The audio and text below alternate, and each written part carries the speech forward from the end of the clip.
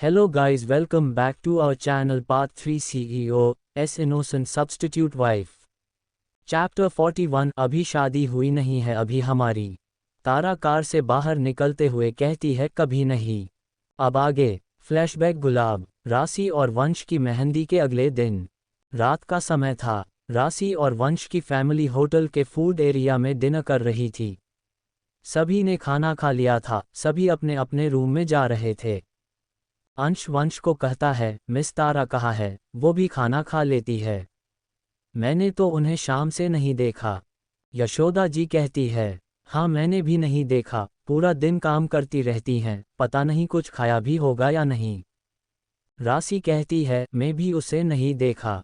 वंश कहता है, यही कहीं होगी, फ़ोन करता हूँ उसे। वंश तारा को फ़ोन करता है, पर उसका फ़ोन नहीं लगता। वंश कहता है, उसका फ़ोन स्विच ऑफ आ रहा है। मैं उसे देख के आता हूँ उसके कमरे में। राशि वंश को कहती है, मैं भी चलती हूँ वंश तेरे साथ।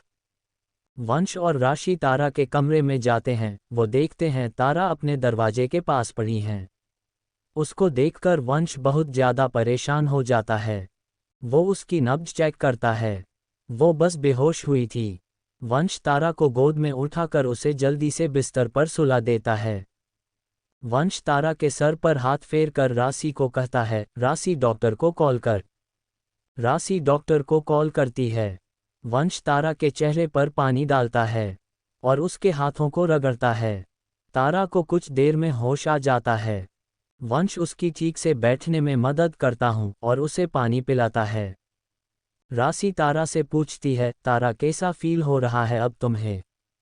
तारा उसे कहती है, सर भारी हो रहा है मैम। वंश तारा को कहता है, तारा क्या हुआ था, तुम बेहोश कैसे हो गई थी? तारा उसे कहती है, मुझे नहीं पता, मैं आपके पास आ रही थी, शादी के तोहफे से संबंधित कुछ बात करनी रही, तब तक मेरी आंखों के आगे अंधेरा छा गया और मैं बेहोश हो गई थी। तभी डॉक्टर भी आ जाते हैं। डॉक्टर राशि और वंश को बाहर भेज देते हैं। डॉक्टर तारा को चेक करते हैं। वो तारा से बात करते हैं। फिर वो वंश और राशि को वापस रूम बुला लेते हैं। डॉक्टर वंश और राशि की बताते हैं, कामजोरी की वजह से इन्हें चक्कर आ गया था, इन्होंने सुबह से खाना नहीं खाया था। डरने वाली कोई बात नहीं है, इतना अच्छा से ख्याल रखो, ठीक से खाना पीना करेंगी ये तो ठीक हो जाएगी। ये इनकी दवाई है। एक दवाई खाना खाने से पहले की है और एक खाना खाने के बाद देनी है। डॉक्टर वंश को दवा देकर चले जाते हैं। वंश तारा को अपने बॉस वाली गुस्से की आवाज में कहता है, तुमने आज खाना नहीं खाया था। तारा उसे डरते डरते कहती है, वो सर, मुझे याद ही नहीं रहा। वंश उसे कहता है, कोई खाना खाना कैसे भूल सकता है? काम करना तो कभी नहीं भूलती हो तुम, इसके लिए मैंने तुम्हें मेरी शादी की जिम्मेदारी दी है क्या कि तुम अपनी तबीयत खराब कर लो ज़्यादा काम करके? तारा उसे धीरे से कहती है, सॉरी सर। राशि वंश को डांटते हुए कहती है, वंश क्यों डांट रहा है तू तारा को, पहले से ही इसकी तबीयत खराब है, कोई बच्ची थोड़ी ना है ये। मैं खाना मांगती हूँ तारा के लिए, आराम करने दे इसे, मुझे दवाई दे, मैं तारा को दवाई भी दे देती हूँ।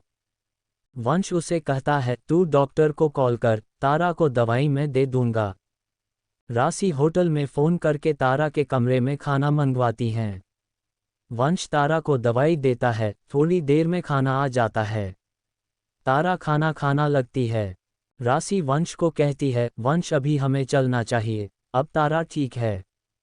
वंश का पूरा ध्यान तारा पर ही था। वो तारा को देखते हुए राशि को कहता है, मुझे पता है, मैं यहाँ से चला गया तो कोई और काम करने लग जाएगी ये और खाना खाना फिर से भूल जाएगी।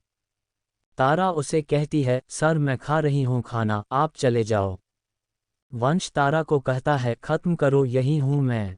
तारा वंश को कहता है, सर बड़ी मैम ने कहा था आपकी शादी के लिए आप अपने रिश्तेदारों को गिफ्ट देना चाहते हैं, क्या देना है उन्हें गिफ्ट में? वंश उसे कहता है, कल चर्चा करेंगे, अभी खाना खाओ पहले। तारा उसे कहती है, ठीक है सर। वंश को डांटते हुए कहता है, तुमसे अपना ध्यान नहीं रखा जा रहा तो तुम वापस अपने घर जा सकते हो, किसी और से व्यवस्था करवाऊंगा मैं शादी के लिए, मेरी शादी करने के लिए तुम्हें बीमार होने की ज़रूरत नहीं है। तारा उसे कहती है, सॉरी सर, आगे से ध्यान रखूंगी। राशि वंश को कहती है, ऐसे कौन डराता है अपने कर्मचारी को, ये सब मेरे सामने नहीं चलेगा। वंश उसे कहता है, अभी शादी हुई नहीं है अभी हमारी, तो ये पत्नी वाली हरकत करने की जरूरत नहीं है तुझे मेरे साथ। राशि उसे कहती है, ये तुझे क्या है, आप बोल मुझे, मिसेज सूर्यवंशी बनने वाली हूं मैं, इज्जत दे मुझे। वंश उसे कहता है, इज्जत वो भी तुझे, इज्जत दिल से आती है, तुझे तो बचपन से जानता हूं ना मैं, तेरे लिए इज्जत तो तेरे कभी नहीं आएगी। राशि उसे कहती है, ओ हेलो, तेरी पीए सामने है तो तुझे कुछ बोलना नहीं चाहती हूं मैं, तो ज्यादा मत बन। नहीं तो। वंश उसे कहता है, नहीं तो क्या। राशि उसे कहती है, शादी होने दे फिर बात करते हैं। तब तक तारा ने खाना खा लिया था। वंश उसे पानी देता है, फिर उसे दवा देता है। तारा उन दोनों को कहती है, thank you sir, thank ma'am. वंश उसे क्या है, अब आराम करना, बाकी बच्चा काम कल करना। तारा उसे कहती है, ठीक है सर। वंश और राशि चले जाते हैं अपने अपने कमरे में। फ्लैशबैक एंड चैप्टर 42 एक महीने में आपके बिना कैसे रहूंगा। रात को डिनर करके तारा और वंश बेड पर बैठकर बातें कर रहे थे। तभी तारा को किसी का कॉल आता है। तारा दिखती है, उसको तन्वी का कॉल आ रहा है। तारा उसका फ़ोन रिसीव करती है। तन्वी उसको टेंशन में कहती है, दीदी एक प्रॉब्लम हो गई है। तारा उसको पूछती है, क्या प्रॉब्लम हो गई है। तन्वी उसको कहती है, एक हफ्ते बाद मेरे कॉलेज के फाइनल ईयर के एग्जाम है और मुझे कुछ भी नहीं आता। तारा उसको कहती है, अब पढ़ ले तो। तन्वी उसे कहती है, आपने मुझे कहा था आप मुझे अकाउंट्स पढ़ा दोगे, मैं आपके भरोसे बैठी थी, आप यहाँ आ जाओ और मुझे पढ़ाओ, एक महीने यही रुक जाओ। तारा उसको कहती है, 1 महीने के लिए कैसे आ सकती हूँ मैं। तन्वी उसे कहती है, दीदी मैं फेल हो जाऊंगी, आप तो अपना प्रॉमिस हमेशा पूरा करते हो, प्लीज़ आ जाओ। तारा उसे कहती है, ठीक है मैं सर से बात करती हूँ। तन्वी उसे कहती है, थैंक यू दीदी, कल ही आ जाना, बाय। तारा बाय कहकर फ़ोन काट कर देती है। तारा वंश को कहती है, सर मैं 1 महीने नाना जी के घर चली जाओ। वंश 1 महीने का नाम सुनकर उसे कहता है, नहीं जाना। तारा उसे कहती है, तन्वी के एग्जाम है, मैंने उसे प्रॉमिस किया था मैं उसे अकाउंट्स पढ़ा दूंगी, अब हमारी शादी हो गई और मैं यहाँ आ गई। अब 1 हफ्ते बाद उसका एग्जाम है, मैं वहाँ नहीं गई तो वो पूरा घर अपने सर पर उठाकर मम्मी का सर दर्द कर देंगी। वंश उसे कहता है, 1 महीने मैं आपके बिना कैसे रहूँगा। तारा उसे कहती है, हम ऑफिस में मिलते रहेंगे ना रोज। वंश उसे कहता है, आपने ही शादी से पहले कहा था ना, हमारे रिश्ते का असर हमारे काम पर नहीं होना चाहिए। ऑफिस में आपके साथ रोमांस थोड़ी ना कर सकता हूँ। तारा उसे कहती है, बस 1 महीने के ही तो बात है, ऐसा समझ लेना कि हम लॉन्ग डिस्टेंस रिलेशनशिप में है, प्लीज़ सर। वंश कुछ देर सोचता है, उसके दिमाग में एक आइडिया आता है। वो उसे कहता है, हम तन्वी को 1 महीने के लिए यहाँ सूर्यवंशी हाउस में बुला लेते हैं, उसकी पढ़ाई भी हो जाएगी यहाँ और हम दूर भी नहीं होंगे। तारा उसे कहती है, आइडिया अच्छा है, मैं कल मॉम से पूछती हूँ कि तन्वी को यहाँ बुला लूँ क्या। वंश उसे कहता है, मॉम को पूछने की क्या ज़रूरत है, वो कौन सी माना करेगी तन्वी को बुलाने के लिए। उसको अभी फ़ोन करके कल आने के लिए कह दो, मैं कार भेज दूंगा। तारा उसे कहती है, नाना जी ने सिखाया था बचपन में, ससुराल में हर काम सास से पूछकर करना चाहिए। एक बहू को बहुत कुछ सोचना पड़ता है। मॉम से पहले पूछूंगी कि क्या तन्वी को यहाँ बुला लूँ, फिर अगर वो हाँ कहेगी तभी तन्वी इस घर में आएगी, और मम्मी और नाना जी से भी पूछना पड़ेगा। और सबसे बड़ी बात, तन्वी का भी भरोसा नहीं है, यहाँ आए या नहीं आए, जो भी होगा कल डिसाइड होगा। वंश उसको कहता है, क्या क्या सोचना पड़ता है एक बहू को, मुझे तो लगा था एक बहू बस अपने पति के बारे में सोचती है। तारा उसे कहती है, जी नहीं, और भी बहुत चीज़ें हैं पति से इम्पोर्टेंट। वंश उसे कहता है, आपके नाना जी ने आपको कभी ये नहीं कहा क्या कि अपने पति को नाराज नहीं करना चाहिए, उसकी सारी बात मान लेनी चाहिए। तारा लेट जाती है। वो वंश को कहती है, जी नहीं, बड़ी कोई बात मेरे नाना जी ने मुझे नहीं कही थी, इसीलिए मैं आपकी कोई बात नहीं मानूंगी। वंश भी उसके बगल में लेट जाता है। वो उसको कहता है, कोई बात नहीं मानोगी। तारा ना में सर हिलाती है। वंश उसे कहता है, सच में? तारा हाँ में सर हिलाती है। वंश उसके करीब आकर उसको कहता है, मुझे आपको किस करना है, और मैं चाहता हूँ आप भी मेरा साथ दो। तारा उसे कहती है, सर आप। तारा उसके आगे कुछ कह पाती उससे पहले ही वंश उसके ऊपर आकर उसको होठ पर किस करने लगता है, जिससे उसके वर्ड्स उसके गले में ही रह गए थे। वंश हमेशा की तरह उसको सॉफ्टली किस कर रहा था। थोड़ी देर में तारा भी उसका साथ देने लगती है। वंश को भी पता था तारा कभी उसको माना नहीं कर पाती थी। चैप्टर 43 को मुझ बिल्कुल दया नहीं आती है। अगले दिन सुबह वो चारों डाइनिंग टेबल पर बैठे हुए थे, सभी ब्रेकफास्ट कर रहे थे। तारा यादोदा जी को कहती है, मॉम क्या मैं तन्वी को 1 महीने के सूर्यवंशी हाउस में बुला सकती हूँ क्या? यशोदा जी तारा को कहती है, इसने कौन सी पूछने की बात है तारा, ये तुम्हारा भी घर है, तुम्हारी बहन है, अपनी बहन के घर में आने के लिए उसको मेरी परमिशन की ज़रूरत नहीं है। तारा यशोदा जी को कहती है, थैंक यू मॉम। अंश तारा से पूछता है, वैसे भाभी आप अपनी काली बिल्ली बहन को हमारे घर की शांति भंग करने के लिए क्यों बुलाना चाहती हो? वंश घूर कर देखकर अंश को कहता है, ये क्या तरीका है किसी के लिए पूछने का? वंश यशोदा जी को कहता है, मॉम मैं कह रहा हूँ ये अपने सारे संस्कार भूलता जा रहा है। अंश वंश को कहता है, भाई मैं तो बस पूछ रहा हूँ भाभी से कि वो अपनी बहन को यहाँ क्यों बुला रही है 1 महीने के लिए। तारा अंश को बताती है, वो दरअसल भाई तन्वी के एग्जाम है 1 हफ्ते बाद, मैंने उसे कहा था मैं उसे पढ़ा दूंगी, हर साल उसको मैं ही पढ़ती हूँ। अब मेरी शादी हो गई और मैंने ऑफिस भी ज्वाइन कर लिया, मैनेज करना थोड़ा मुश्किल हो रहा था, तो सर ने कहा कि तन्वी को यहाँ ही बुला लो 1 महीने के लिए।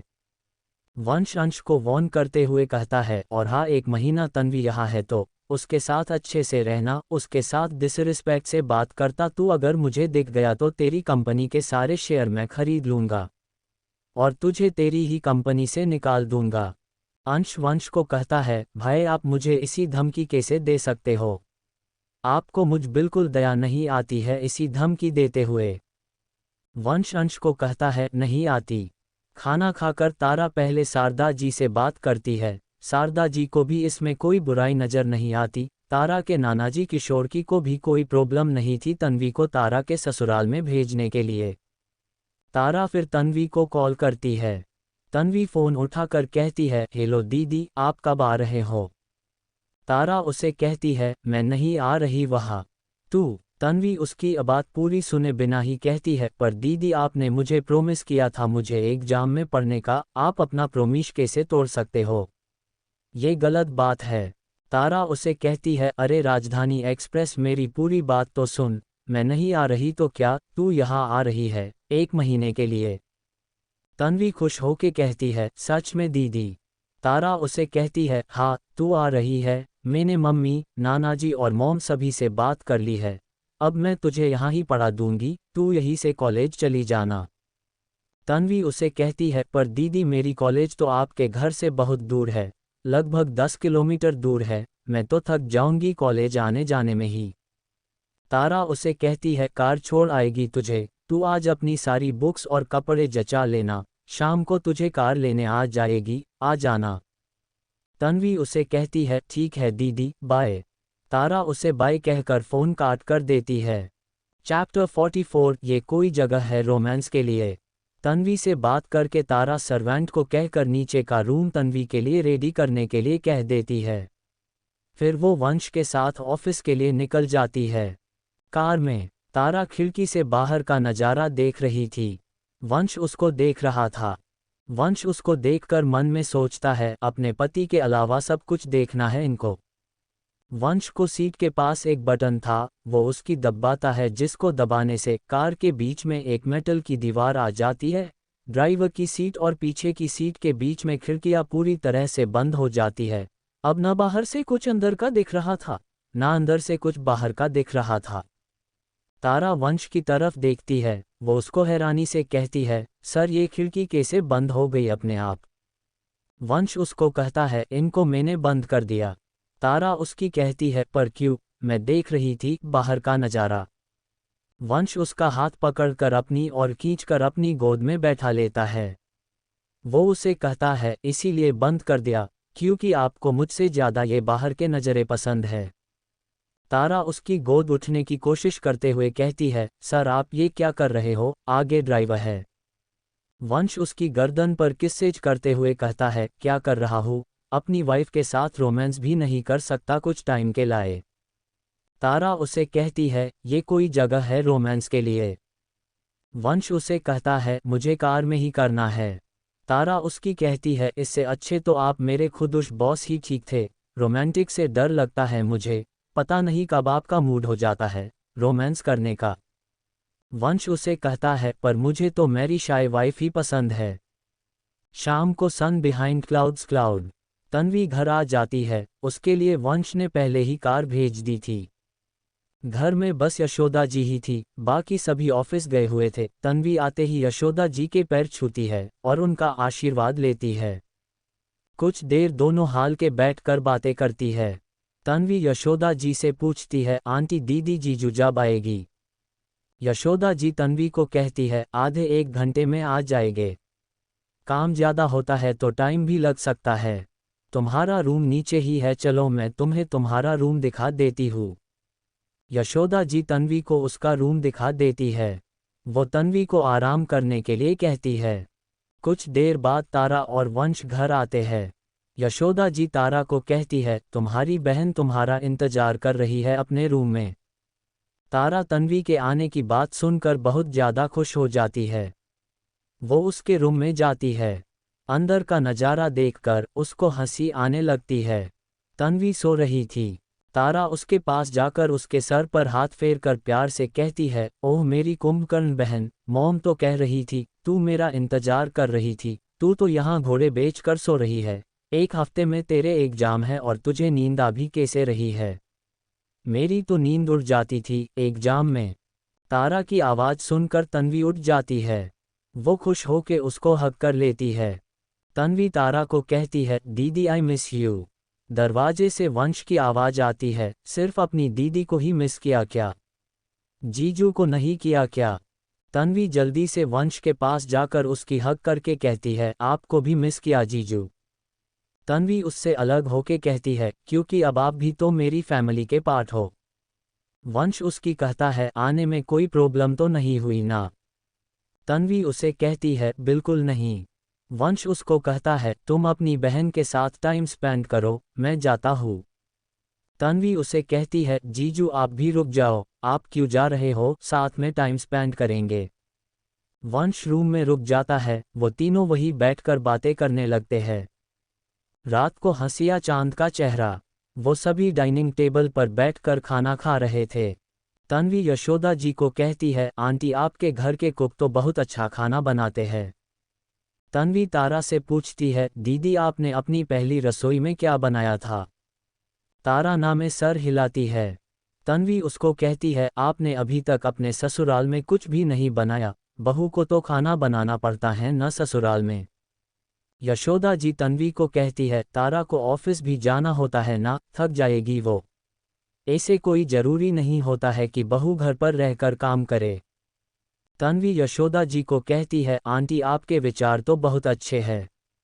बचपन में नाना जी ने तो कहा था सास बुरी होती है, जब तक घर में काम न करो तब तक खुश नहीं होती है। पर दीदी तो आपकी तारीफ कर रही थी कि आप बहुत अच्छी ही, इनको अपनी बेटी की तरह रखती ही। मेरी मम्मी की सास भी बिल्कुल अच्छी नहीं थी, आप तो वैसी बिल्कुल नहीं हो जैसी बचपन में नाना जी सास के लिए बातें बताई थी। तन्वी की बात सुनकर यशोदा जी को हंसी आने लगती है।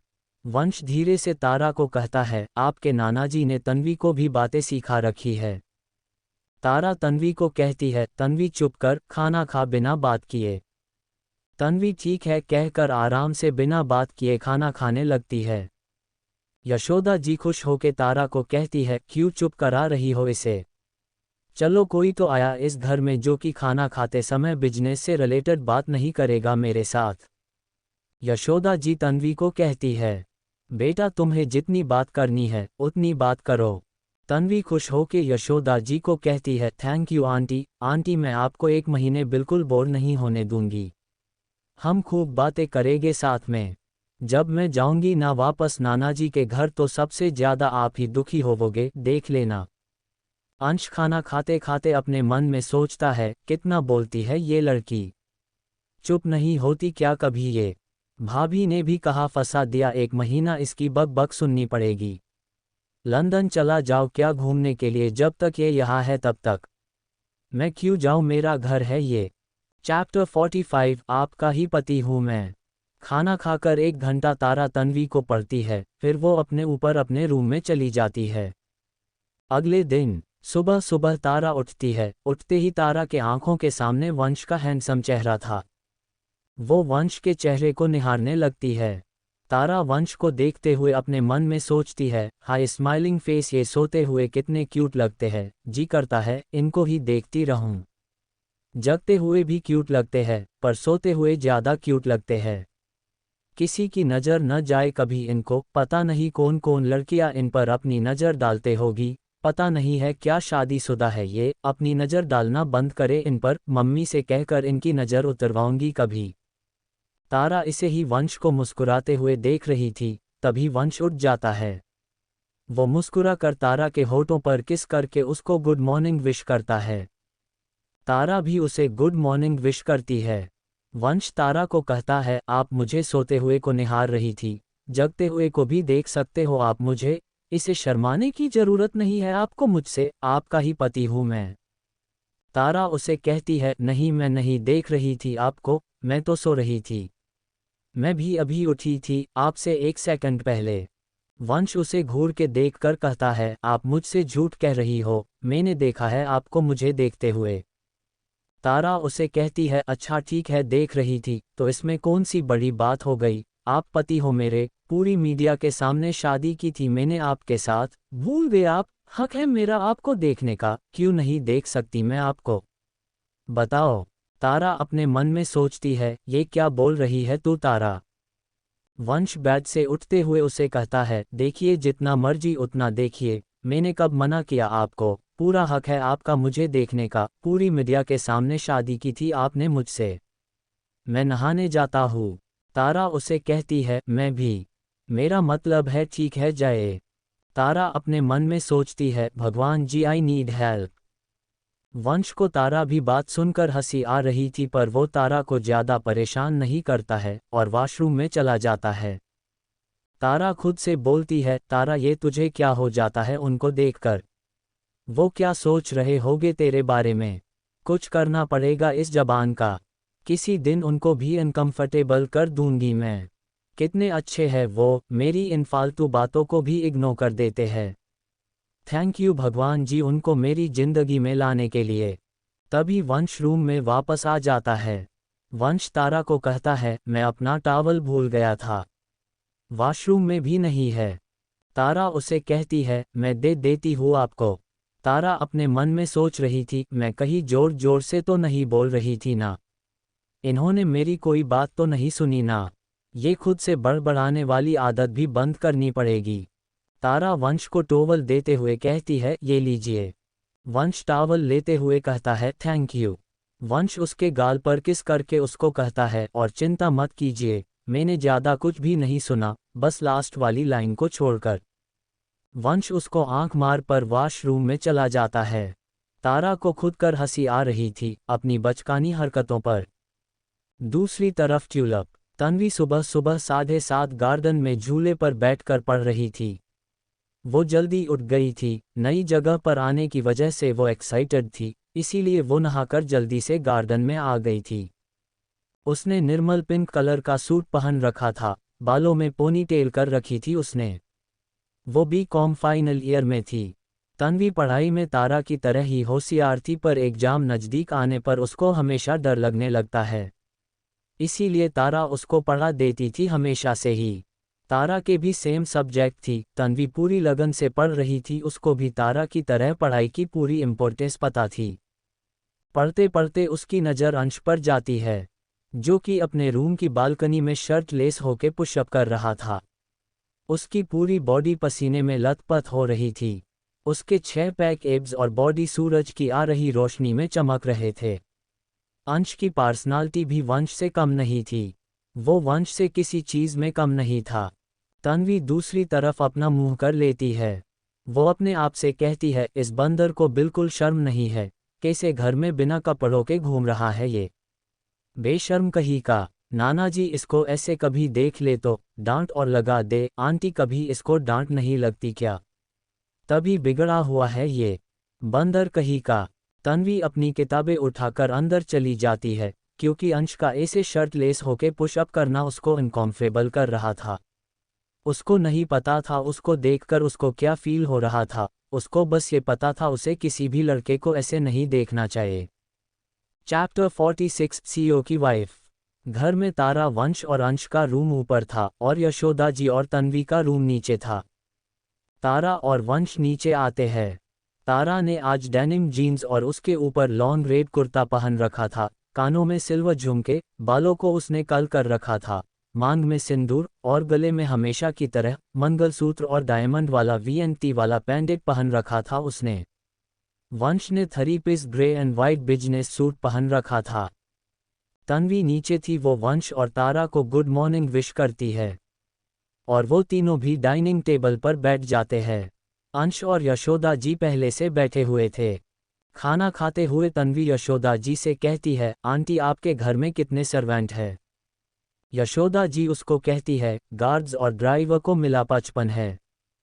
तन्वी यशोदा जी को कहती है, एक सर्वेंट को कम से कम भी अगर 10,000 मंथली सैलरी देते हो आप अगर, तो 55 सर्वेंट्स के 550,000 लाख रुपए हो जाते होंगे।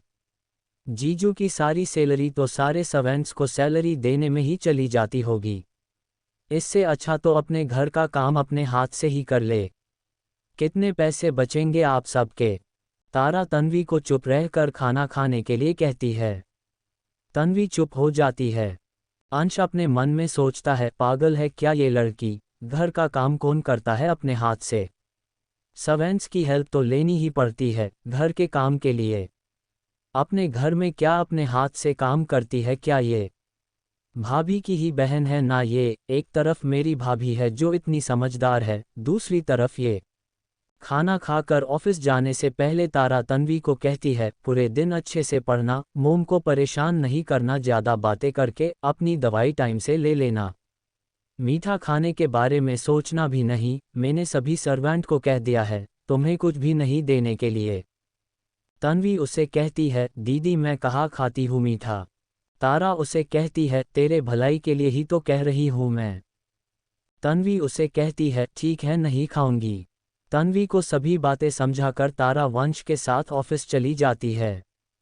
ऑफिस में लंच ब्रेक में तारा ज्ञान और पूजा के साथ बैठकर लंच कर रही थी।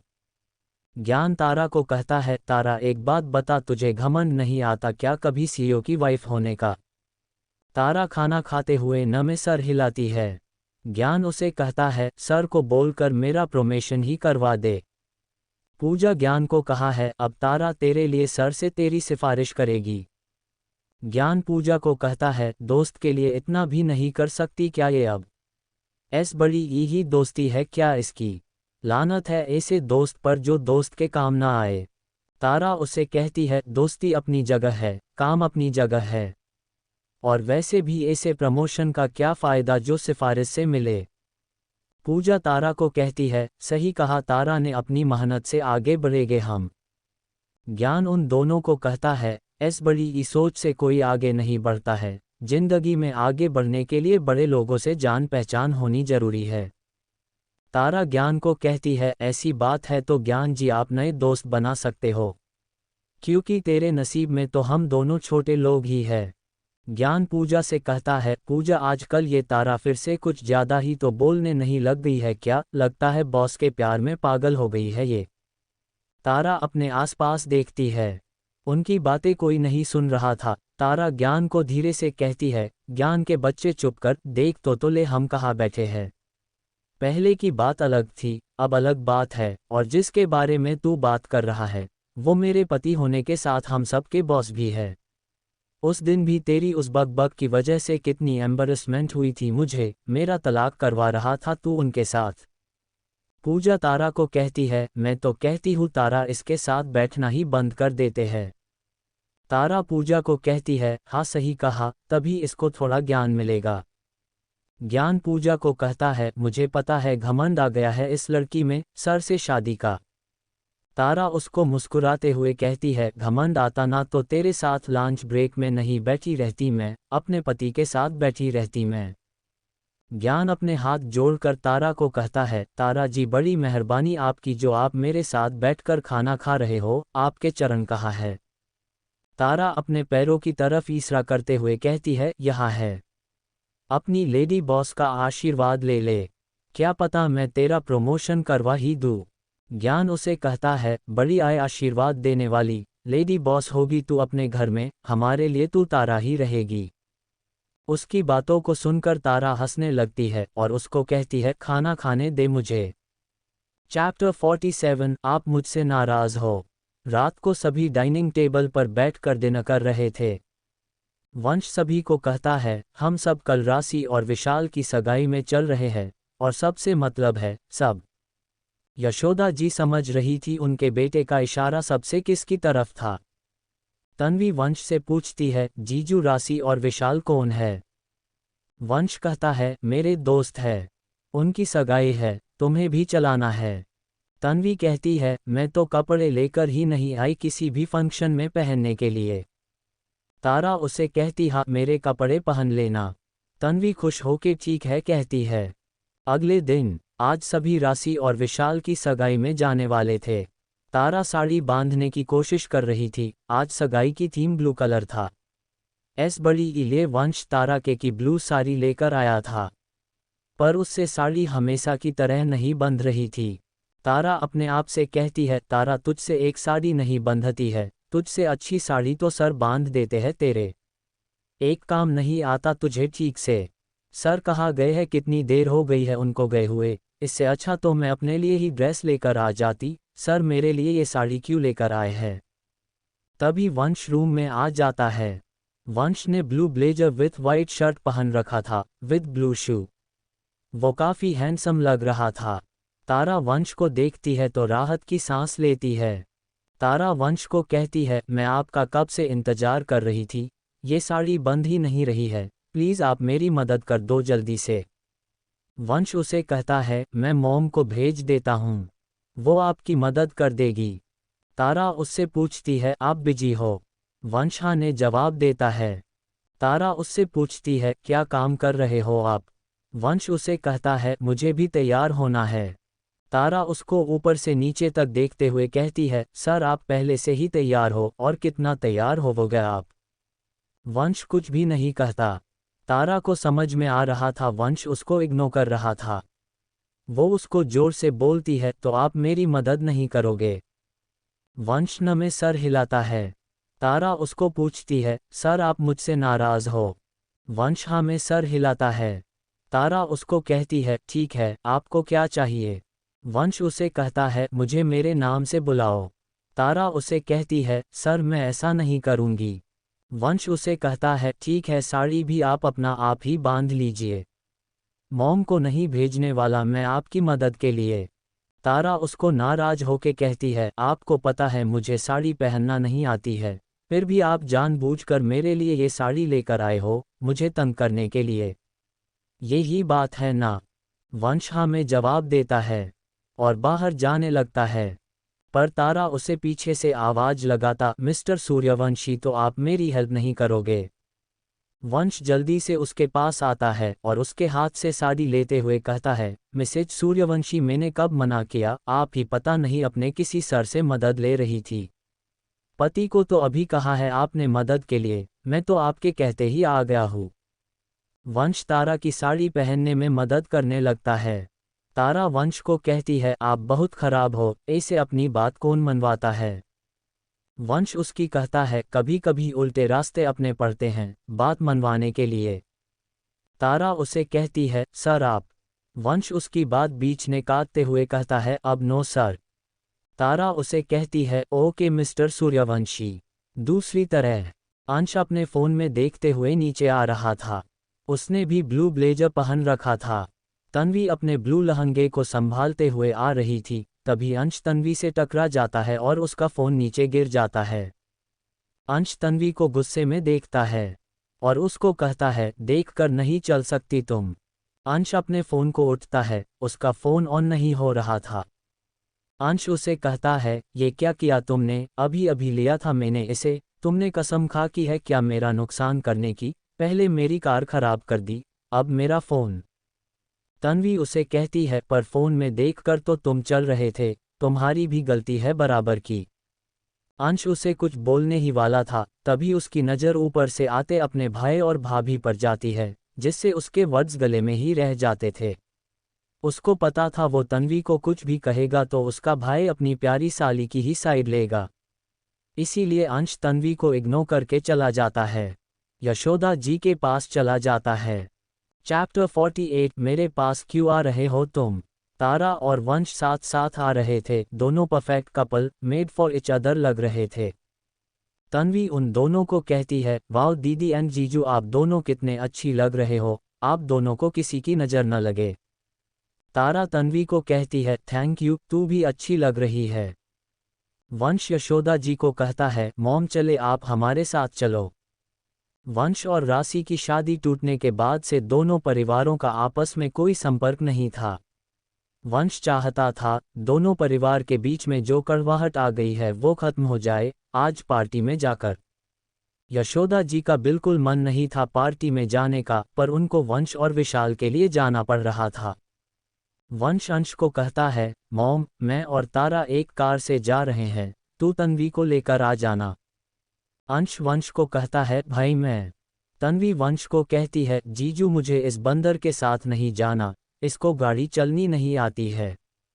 अंश तन्वी को कहता है, काली बिल्ली मैं तुम्हें अपने साथ लेकर भी नहीं जा रहा। तुम्हारा इतना अच्छा नसीब भी नहीं है कि तुम अंश सूर्यवंशी की कार में बैठ सको। तन्वी उसकी कहती है, मेरा नाम भी तन्वी श्रीवास्तव है, मुझे भी कोई शौक नहीं है तुम्हारी कार से जाकर अपनी जिंदगी को खतरे में डालने में। वंश उन दोनों को कहता है, तुम दोनों बच्चे हो क्या, जब मौका मिलता है लड़ना शुरू कर देते हो। अंश वंश को कहता है, भाई इसने मुझे पहले बंदर कहा था। तन्वी वंश को कहती है, जीजू इसकी हरकतें ही बंदरों वाली है। अंश तन्वी को कहता है, काली बिल्ली तुम मेरी भाभी की बहन हो, ऐस बड़ी इलिए मेरे सामने खड़ी हो, नहीं तो। तन्वी उसे कहती है, नहीं तो क्या।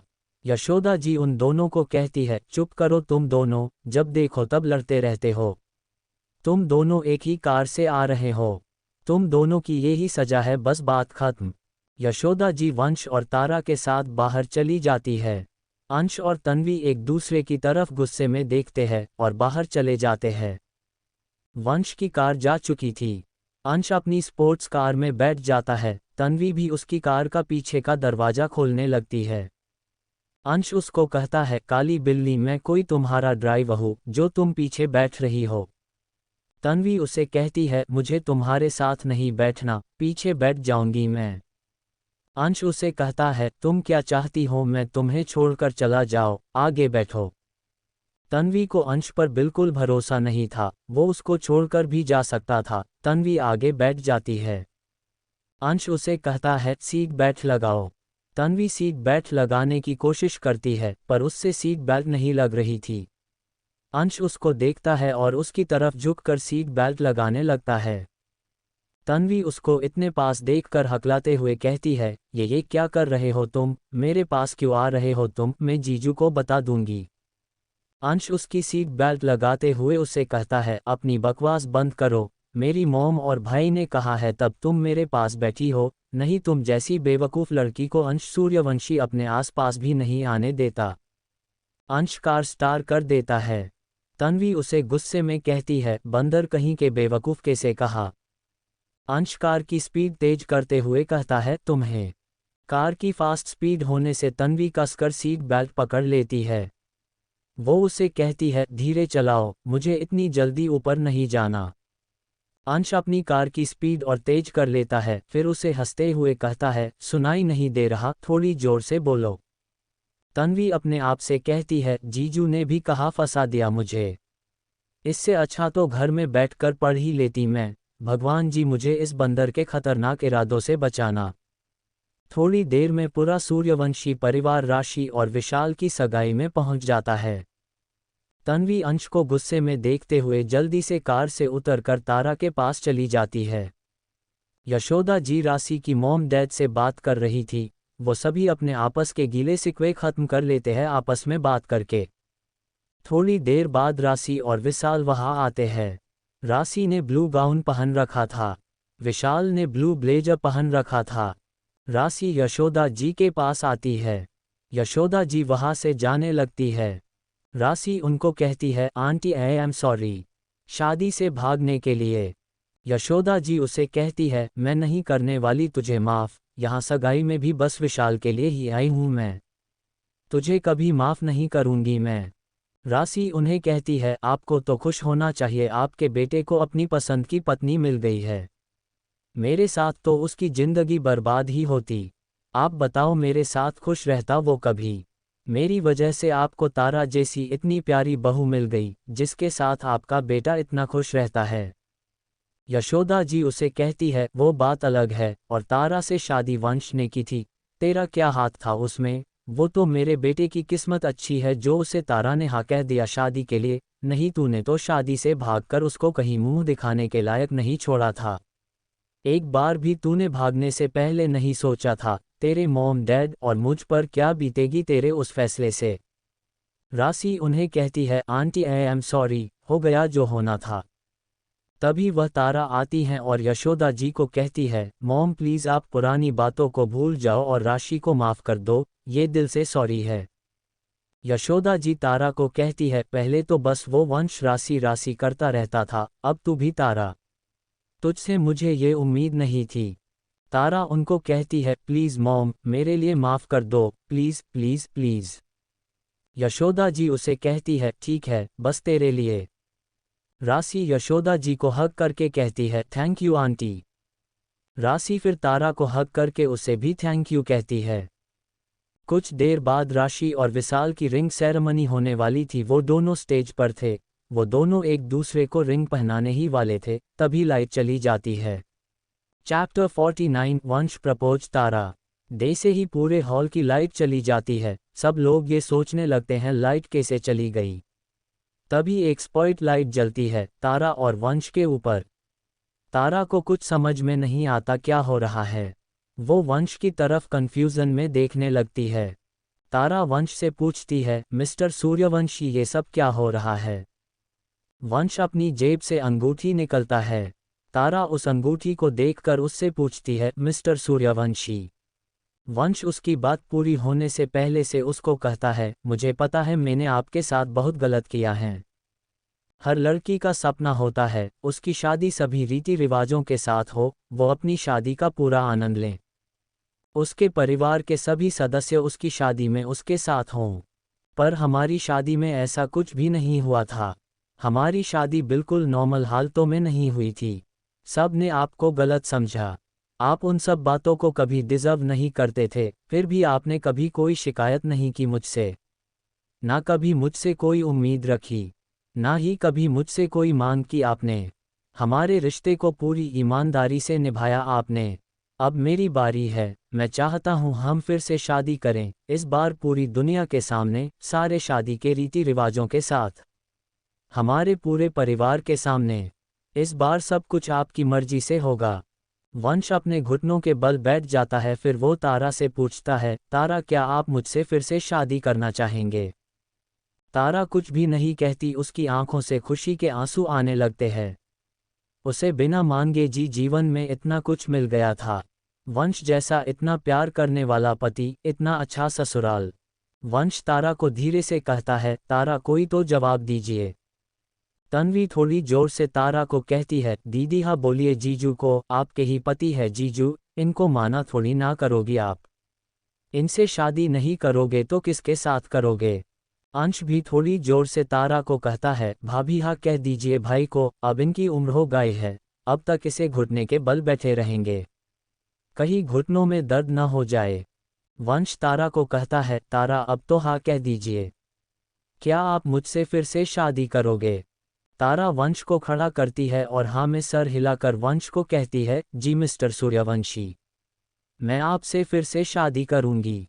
वंश उसको रिंग पहनता है। वंश तारा को बॉक्स देता है, तारा उसको खोलती है, उसने भी रिंग थी, तारा वो रिंग वंश को पहना देती है। लाइट वापसी आ जाती है और सभी उनके लिए ताली बजाते हैं। फिर राशि और विशाल की भी रिंग सेरेमनी हो जाती है। रिंग सेरेमनी के बाद बस परिवार के सदस्य बचे थे वहाँ। तारा वंश को कहती है, मिस्टर सूर्यवंशी, आज राशि और विशाल भाई का दिन था, सारी लाइमलाइट तो हम ले गए, आपको ऐसा नहीं करना चाहिए था। प्रोपोज तो आप मुझे फिर कभी भी कर सकते थे। वंश तारा को कहता है, तारा ये राशि का ही प्लान था। राशि तारा को कहती है, हाँ तारा, मेरी वजह से ही वो सब हुआ था। इतना तो मैं कर ही सकती हूँ आप दोनों के लिए। विशाल उन दोनों को कहता है, तब अगर मैं हिम्मत करके जल्दी अपने मॉम डैड से बात कर लेता तो उतना सब कुछ होता ही नहीं। वंश और आपकी जिंदगी का इतना बड़ा फैसला आप दोनों को इतनी जल्दी नहीं करना पड़ता। राशि तारा को कहती है, तभी हम दोनों ने ये सब प्लान बनाया था। वंश को भी हमारे प्लान में शामिल कर लिया हम दोनों ने। अब सगाई तो हम दोनों का पल की हो ही गई है, हम दोनों की शादी में तो अभी टाइम है, तब तक आप दोनों शादी कर लेना। अंश कहता है, पहली बार इस राशि ने सही बात बोली है जिंदगी में। राशि अंश को कहती है, अंश के बच्चे अपनी बकवास बंद कर, तुझे बुलाया किसने है मेरी सगाई में। अंश राशि को कहता है, मुझे निमंत्रण की जरूरत नहीं है, मैं अंश सूर्यवंशी हूँ। राशि अंश को कहती है, मेरी शादी में आने की जरूरत नहीं है, तुझे एक सूर्यवंशी काफ़ी है मेरी शादी में आने के लिए, और वो वंश है। अंश उसे कहता है, सही हुआ तेरी शादी मेरे भाई से नहीं हुई, और तू मेरी भाभी नहीं बनी, मेरा भाई बच गया और मैं भी। चैप्टर 50 मैं तो अभी बच्ची हूँ। अगले दिन यशोदा जी ने आज तारा के नाना जी किशोर जी और माँ शारदा जी को घर बुलाया था, तारा और वंश की शादी की बात करने के लिए। हॉल में तारा, वंश, तन्वी, यशोदा जी, किशोर जी और शारदा जी बैठे थे। यशोदा जी किशोर जी को कहती है, अंकल जी आपको पता होगा मैंने आपको और समधन जी को यहाँ क्यों बुलाया है। किशोर जी यशोदा जी को कहते हैं, तन्वी ने बताया था हमें फ़ोन पर, आप सभी ने बहुत अच्छी बात सोची है, मैं भी यही चाहता था, अपनी बच्ची की शादी करवाता अपनी आंखों के सामने। किशोर जी थोड़ी देर रुक जाते हैं, वो फिर कहते हैं, पर जो होना था वो हो गया, अब इनकी फिर से शादी करवा देंगे हम। यशोदा जी खुश होकर किशोर जी को कहती है, फिर हम पंडित जी को कह देते हैं शादी के लिए डेट फिक्स करने के लिए। किशोर जी उनको कहते हैं, पर अभी हम ये शादी नहीं कर सकते। यशोदा जी उनसे पूछती है, अभी क्यों नहीं कर सकते? आप पैसों की चिंता नहीं करें, दोनों परिवार आपस में मिलकर शादी कर लेंगे। कोई तामझाम करने की जरूरत नहीं है, सिंपल सी शादी करेंगे हम दोनों बच्चों की। किशोर जी उनको कहते हैं, पैसों की बात नहीं है यशोदा बेटी, अपने तीनों बच्चों की शादी के लिए पैसे जोड़ रखे हैं मैंने, शादी अभी इसीलिए नहीं कर सकते क्योंकि अभी मुझे तन्वी की शादी करनी है। तन्वी हैरानी से अपने नाना जी से कहती है, मैं कहाँ से बीच में आ गई नाना जी, मैं तो अभी बच्ची हूँ, मेरी शादी में तो अभी है 5-6 साल, तब तक आप दीदी और जीजू की शादी के लिए हाँ कह दो। किशोर जी उसे कहते हैं, तेरी शादी 2 महीने बाद है, जब तेरी परीक्षा खत्म हो जाएगी तब। तारा अपने नाना जी को शांति से कहती है, पर नाना जी तन्वी तो अभी 22 साल की ही है, अभी कैसे शादी करवा सकते हो आप इसकी?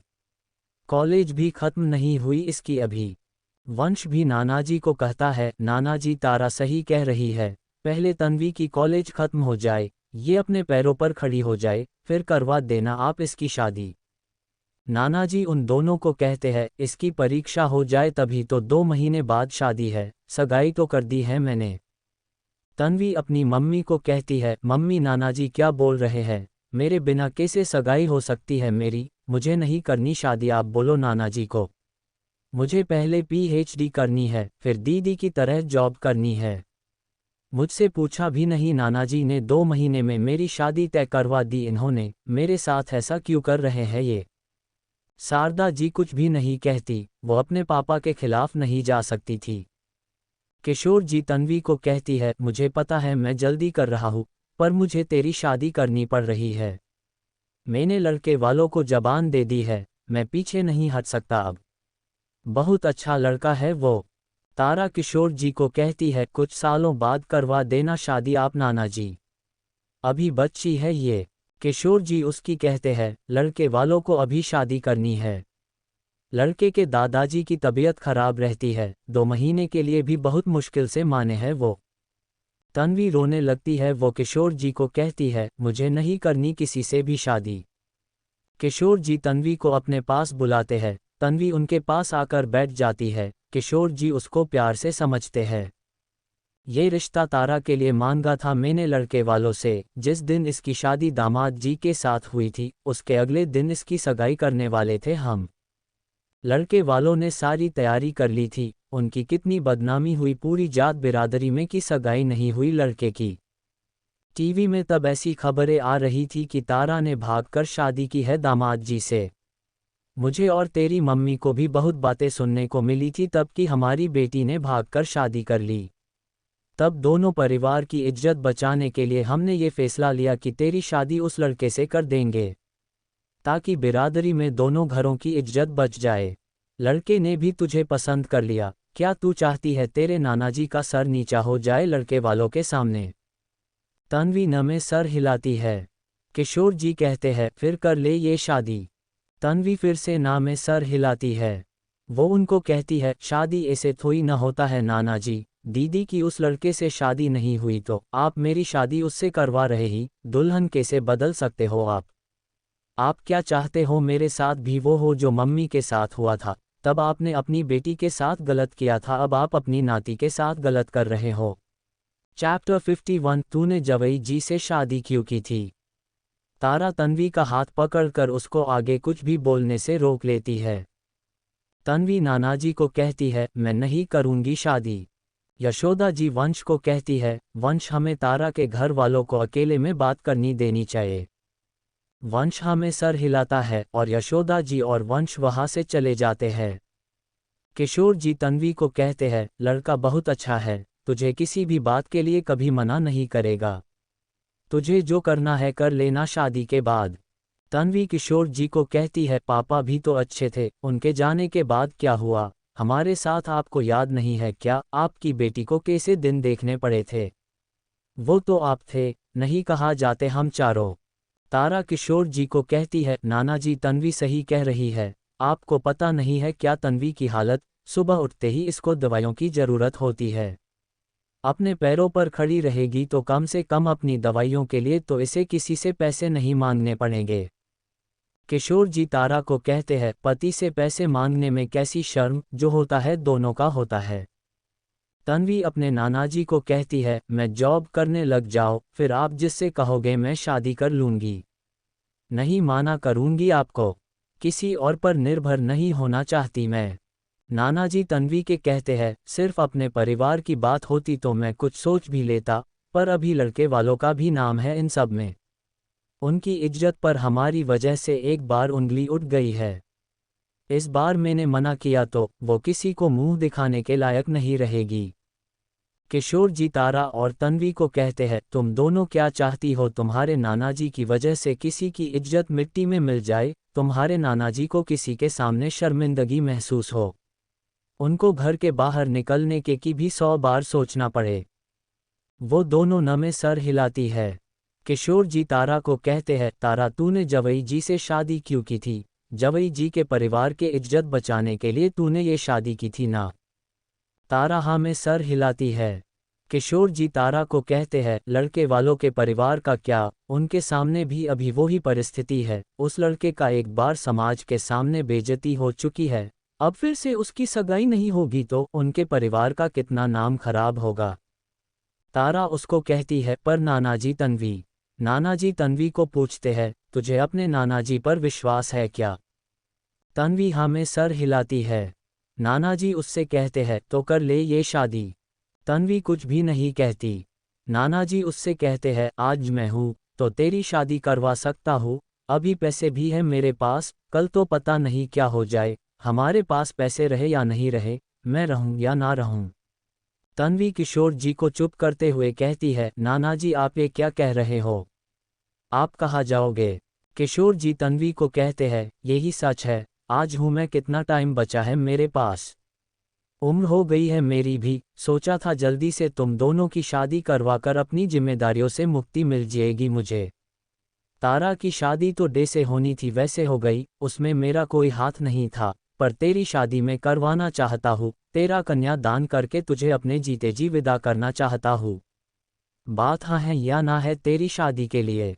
तन्वी आंखों में आंसू लिए तारा की तरफ देखने लगती है। दूसरी तरफ यशोदा जी के रूम में वंश यशोदा जी को कह रहा था, मॉम ये सब मेरी वजह से हो रहा है तन्वी के साथ। मुझे पता था तारा के नाना जी ने उनका रिश्ता तय कर रखा है, उनकी सगाई है अगले दिन, फिर भी मैंने उनको कहा कि वो मुझसे शादी कर ले। ना मैं उनसे तब शादी करता, ना उनकी सगाई कैंसल होती किसी और के साथ, ना ही नाना जी को उस लड़के की सगाई तन्वी के साथ फिक्स करनी पड़ती। मैं इतना सेल्फिश कैसे हो सकता हूँ? मैंने सिर्फ अपने बारे में सोचा बस। न ये सोचा कि तारा की लाइफ पर क्या इफ़ेक्ट होगा मेरे उस फैसले से, ना तब ये सोचा कि उनकी फैमिली पर क्या प्रभाव पड़ेगा। सब मेरी वजह से हो रहा है। यशोदा जी वंश को समझते हुए कहती है, जो होना था वो हो गया, उन सब बातों के लिए तू खुद को ब्लेम थोड़ी ना दे सकता है। अब तारा के नाना जी समझदार है, वो गलत नहीं करेंगे तन्वी के साथ। और रही बात तेरी तारा से शादी की, तो तूने कौन सी उसके साथ जबरदस्ती शादी की थी? जो किया था उसकी मर्जी से ही तो किया था। एक सर्वेंट आता है उनके रूम में, वो यशोदा जी को कहता है, मैम तारा मैम के नाना जी और मम्मी अपने घर जा रहे हैं। यशोदा जी उसको ठीक है कहती है। यशोदा जी और वंश बाहर हाल में आ जाते हैं। किशोर जी और शारदा जी उन दोनों से मिलकर चले जाते हैं। तन्वी अपने कमरे में थी। वंश तारा से पूछता है, क्या फैसला लिया नाना जी ने? नहीं कर रहे ना वो तन्वी की शादी 2 महीने बाद। तारा उसको दुखी होके कहती है, तन्वी ने हाँ कह दिया, नहीं मना कर पाई वो नाना जी को। चैप्टर 52 अकल ठिकाने आ गई क्या इसकी? रात को हंसिया चांद का चेहरा। सभी खाना खा रहे थे, कोई कुछ भी बात नहीं कर रहे थे। तन्वी का तो बिल्कुल भी खाना खाने का मन नहीं था, पर वो तारा के बहुत समझने की वजह से खाना खाने के लिए आ गई थी। अंश को कोई आइडिया नहीं था सुबह क्या हुआ, उसकी आज इम्पोर्टेंट मीटिंग थी, इसीलिए आज वो पूरे दिन उसी में बिजी था। आधा घंटा पहले ही वो घर आया था। अंश सभी के उदास चेहरे देखकर कहता है, आज सभी इतने चुप चुप क्यों हो, कोई कुछ बोल क्यों नहीं रहा? यशोदा जी उसको आंखों का इशारा करके कुछ भी बोलने से मना कर देती है। अंश भी समझ जाता है, अभी नहीं पूछना चाहिए। वो सोचता है, डिनर करने के बाद अपनी मॉम से वो पूछ लेगा क्या बात हुई है। अंश अपने मन में तन्वी को देखकर सोचता है, सब चुप है ये तो समझ के आ रहा है, पर ये काली बिल्ली आज कैसे चुप है, इसकी जबान कैसे बंद हो गई? मॉम से कोई फालतू सवाल क्यों नहीं पूछ रही आज? ये अकल ठिकाने आ गई क्या इसकी? या फिर सूरज आज अलग दिशा से उगा था? पर ये चुप है तो कितनी शांति हो रही है घर में, कितना पीसफुल माहौल हो रहा है। रोज ये ऐसी ही रहे तो कितना अच्छा रहे। अंश मुस्कुरा कर तन्वी की तरफ देखता है और अपने मन में सोचता है, वैसे अच्छी लग रही है ये चुप चुप। अंश को रियलाइज होता है वो क्या सोच रहा है तन्वी के बारे में। वो अपने मन में आए विचारों को झटक देता है और फिर सोचता है, कुछ ज़्यादा ही नहीं सोच रहा क्या मैं इस काली बिल्ली के बारे में? फॉरगेट इट अंश। खाना खाकर सभी अपने कमरे में चले जाते हैं। तारा वंश का रूम। तारा वंश के कंधे पर सर रख कर बैठी थी। वो बहुत ज़्यादा उदास थी तन्वी के लिए। उसे ये लग रहा था उसकी वजह से सब कुछ हो रहा है और वो अपनी बहन के लिए कुछ भी नहीं कर पा रही है। वंश भी उसकी उदासी देख सकता था। उसको तारा को उदास देखकर बिल्कुल अच्छा नहीं लग रहा था। वंश उसको कहता है, हम नाना जी के फैसले को बदल नहीं सकते क्या? मीन्स कि उनको कन्विंस करे कि वो लड़के वालों को माना कर दे शादी के लिए, क्या पता सब कुछ ठीक हो जाए।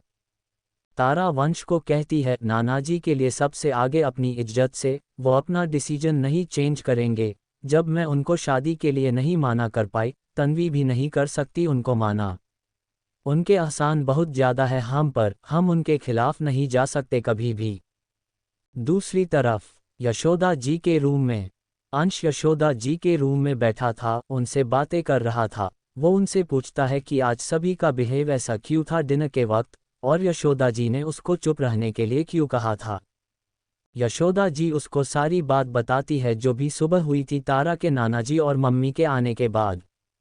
तन्वी की सगाई से रिलेटेड भी सारी बात बताई थी। अंश यशोदा जी को कहता है ऐसे कैसे बिना देखे बिना मिले सगाई हो गई उस काली बिल्ली की उस लड़के से। सगाई के लिए तो रिंग एक्सचेंज करनी होती है लड़का लड़की को। यशोदा जी उसको कहती है आजकल भी कुछ जगह पर अभी भी लड़के लड़की को शादी से पहले नहीं मिलाते हैं, लड़की के घर के बड़े जाकर लड़के को शगुन देकर उन दोनों की सगाई करके आ जाते हैं। तारा के नाना जी ने भी यही किया तन्वी के साथ। अंश उनको कहता है उसकी एज कुछ कम नहीं है शादी के लिए, 21-22 साल की ही तो अभी वो शायद कॉलेज स्टूडेंट है ना वो तो अभी। इतनी छोटी उम्र में कौन शादी करवाता है अपने बच्ची की। यशोदा जी उसको कहती है तभी तो तारा को इतनी टेंशन हो रही है उसके लिए। सच में अभी बच्ची ही है तन्वी, कितनी मासूम सी है वो। मुझे भी बहुत ज़्यादा बुरा लग रहा है उसके लिए, पर हम कुछ कर भी नहीं सकते। ये जो कुछ भी हो रहा है उसमें थोड़ा बहुत फॉल्ट हमारी फैमिली का भी है। किस मुंह से कुछ कहे तारा के नाना जी को। अंश उनको कहता है वो काली बिल्ली तो सभी से लड़ती रहती है, अपने नाना जी को माना नहीं किया उसने शादी के लिए। यशोदा जी उसको कहती है पहले तो तू उसे उसके नाम से बुला, ये क्या काली बिल्ली करता रहता है उसको पूरे दिन, तन्वी नाम है उसका। तारा को कितना बुरा लगता होगा तू उसकी बहन को ऐसे अजीब से नाम से बुलाता है। अंश उनको कहता है मॉम आपको मेरा उसको काली बिल्ली कहना दिखता है, उसका मुझे बंदर कहना नहीं देखता। आपको और भाई को तो हमेशा मेरी ही गलती देखती है। सही हो रहा है उस काली बिल्ली के साथ। मुझे तो उस लड़के के लिए बुरा लग रहा है, बेचारा पूरी जिंदगी के लिए उसके साथ पेयर हो गया। पूरी जिंदगी उसे इसकी बकबक सुनने को मिलेगी। गलत हो रहा है बेचारे के साथ। पता नहीं कौन से पाप किए थे उसने जो उस काली बिल्ली से शादी हो रही है उसकी। यशोदा जी अंश को घूर के देखने लगती है। अंश अपनी मॉम के गाल पर हाथ रख कर उनको कहता है मैं तो फैक्ट बता रहा हूँ मॉम, आप पर यह डराना सूट नहीं करता है। ज़्यादा मत सोचो आप, गुड नाइट। अंश अपने रूम में चला जाता है। यशोदा जी भी सो जाती है। चैप्टर 53 कोई इज्जत ही नहीं है इस घर में मेरी। आधी रात को अंश की नींद खुलती है, वो फिर से सोने की कोशिश करता है पर उसको नींद नहीं आ रही थी।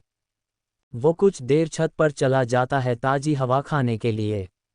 वो छत पर पहुंचा तो उसको किसी के सिसकने की आवाज़ आ रही थी, उसको चिंता होती है। रात के 1 बजे कौन ऐसे रो रहा है।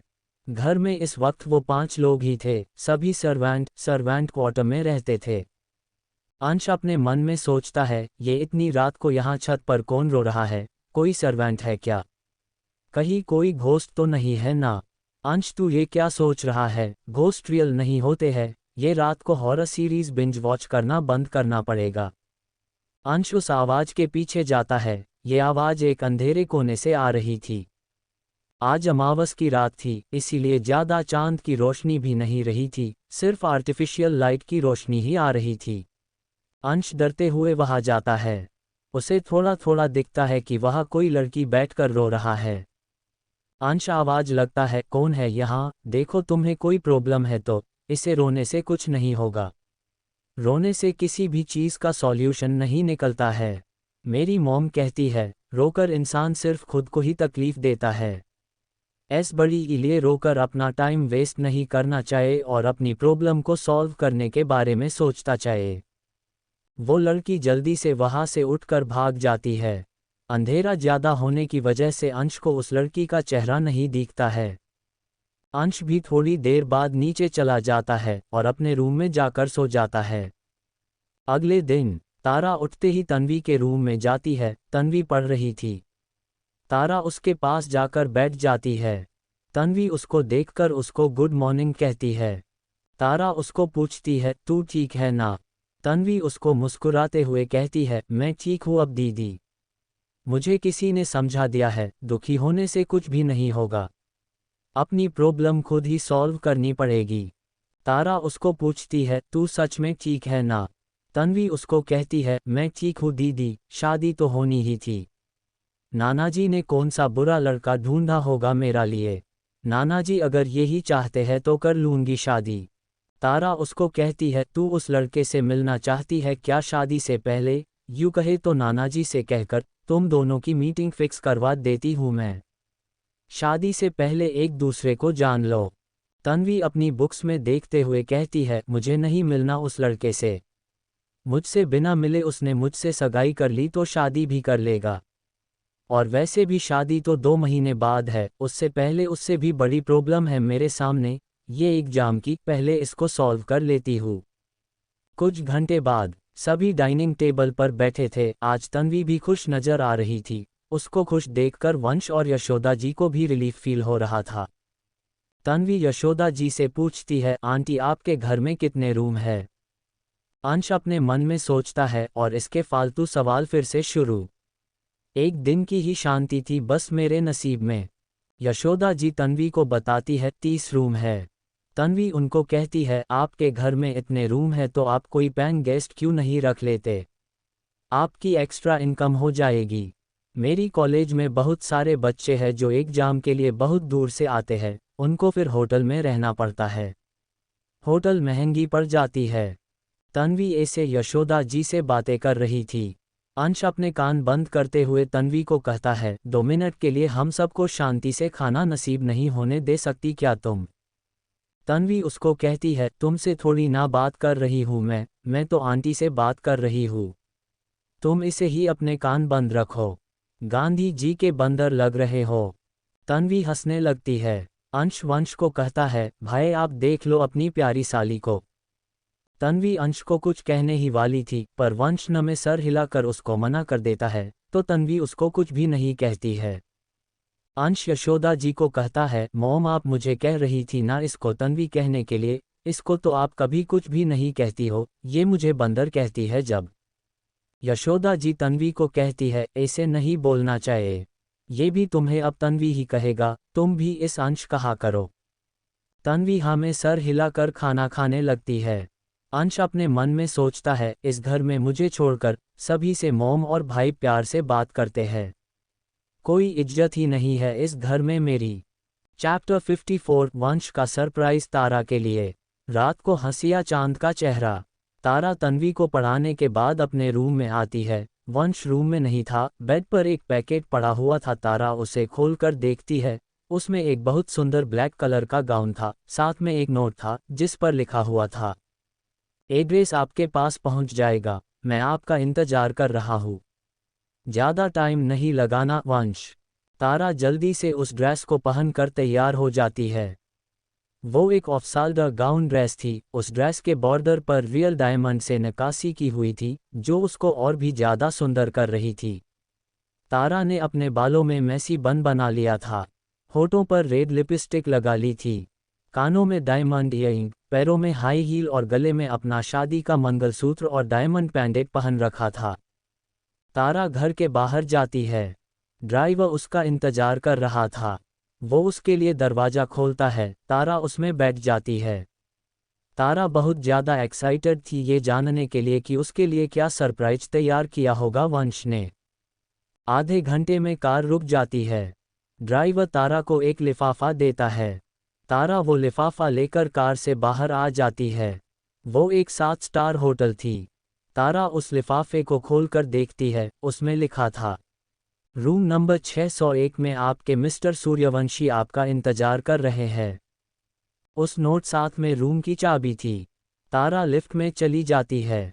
तारा रूम 601 तक जाती है और उस चाबी से रूम के अंदर जाती है। पूरे रूम में अंधेरा हो रहा था। तारा के अंदर आते ही रूम का डोर बंद हो जाता है और लाइट ऑन हो जाती है। पूरा रूम रेड एंड वाइट रोज से सजा हुआ था। एक बार तारा ने वंश को बताया था कि उसको रेड और वाइट रोज अच्छे लगते हैं। तारा को सजावट बहुत ज़्यादा अच्छी लगती है। वंश उसके सामने आता है। उसने white shirt with black pant पहन रखी थी। वो बहुत ज़्यादा हैंडसम लग रहा था। तारा वंश को देखकर कहती है, मिस्टर सूर्यवंशी थैंक यू मेरे लिए ये सब करने के लिए। वंश उसके पास आकर उसको कहता है, आपको पसंद आया? तारा उसको हग करके कहती है, बहुत अच्छा लगा थैंक यू। वंश तारा का हाथ पकड़ता है और उसको बेड पर बैठा देता है। बेड पर पूरा खाने पीने का इंतजाम किया हुआ था। तारा बेड से उठकर खाने को देखकर कहती है, मिस्टर सूर्यवंशी बेड पर कोई खाना खाता है क्या? वंश उसे कहता है, मुझे बेड पर ही खाना है। तारा उसको कहती है, आप कोई बच्चे हो क्या जो ऐसे जिद कर रहे हो? वंश उसे बेड पर वापस बैठ देता है। वो उसे कहता है, मिसेज सूर्यवंशी कभी कभी बच्चा बनने में कोई बुराई नहीं है। तारा ना में सर हिलाकर आराम से बैठ जाती है। वंश ने आज सब कुछ तारा की पसंद का मंगवाया था। वंश तारा के आगे खाने की बाइट करता है। तारा खाना खाने लगती है। तारा खाना खा रही थी। वंश उसे कहता है, मुझे भी खिलाओ, मुझे भी आपके हाथ से खाना है। तारा भी उसे खिलाती है। खाना खाते खाते वो दोनों बातें कर रहे थे। खाना खाने के बाद सर्वेंट आकर सारी डाटी डिशेज ले जाता है और बेड को भी क्लीन करके चला जाता है। तारा वंश को कहती है, खाना तो हम घर पर ही खा लेते, ऐसे होटल में आने की क्या ज़रूरत थी? वंश उसे कहता है, मुझे आपके साथ अकेले में टाइम स्पेंड करना था। अभी आपके लिए एक सरप्राइज़ और है। तारा एक्साइटेड होके पूछती है, क्या सरप्राइज़ है?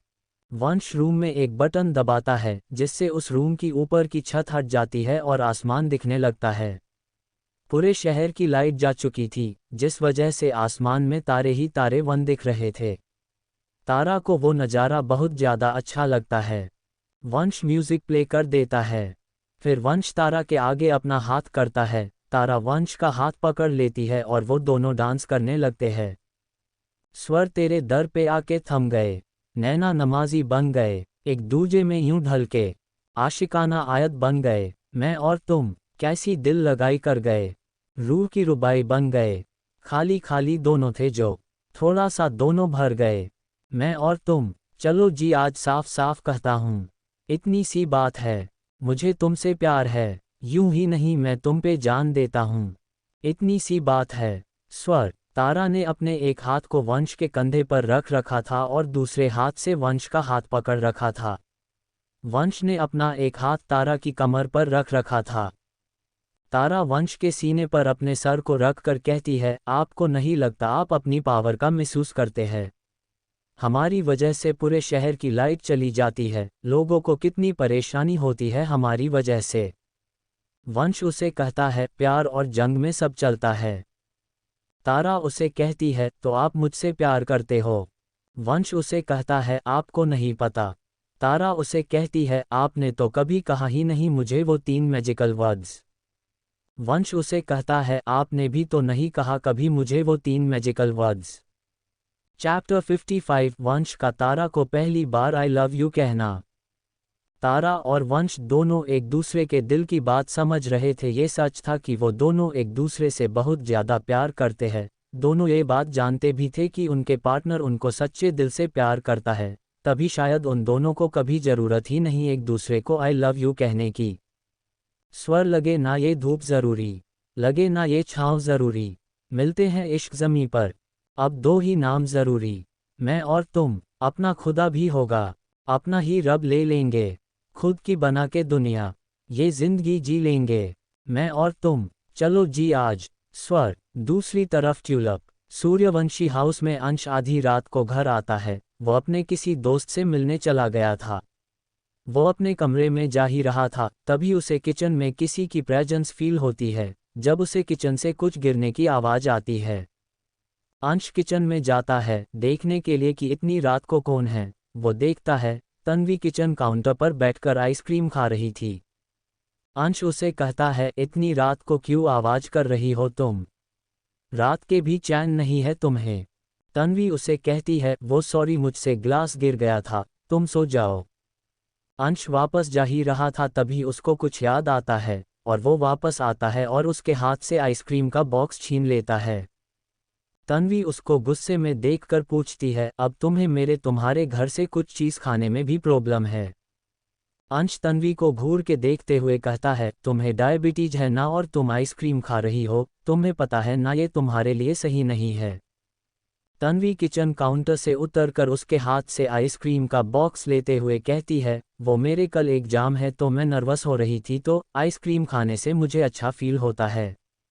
अंश उसके हाथ से फिर से आइसक्रीम बॉक्स लेकर कहता है, कमरे में जाकर सो जाओ, नहीं तो मैं भाभी को कह दूंगा कि उनकी बहन रात को छुपते छुपाते आइसक्रीम खा रहे थी।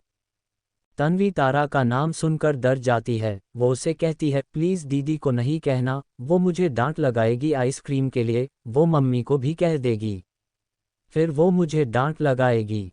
अंश उसको वापस आइसक्रीम का बॉक्स वापस दे देता है।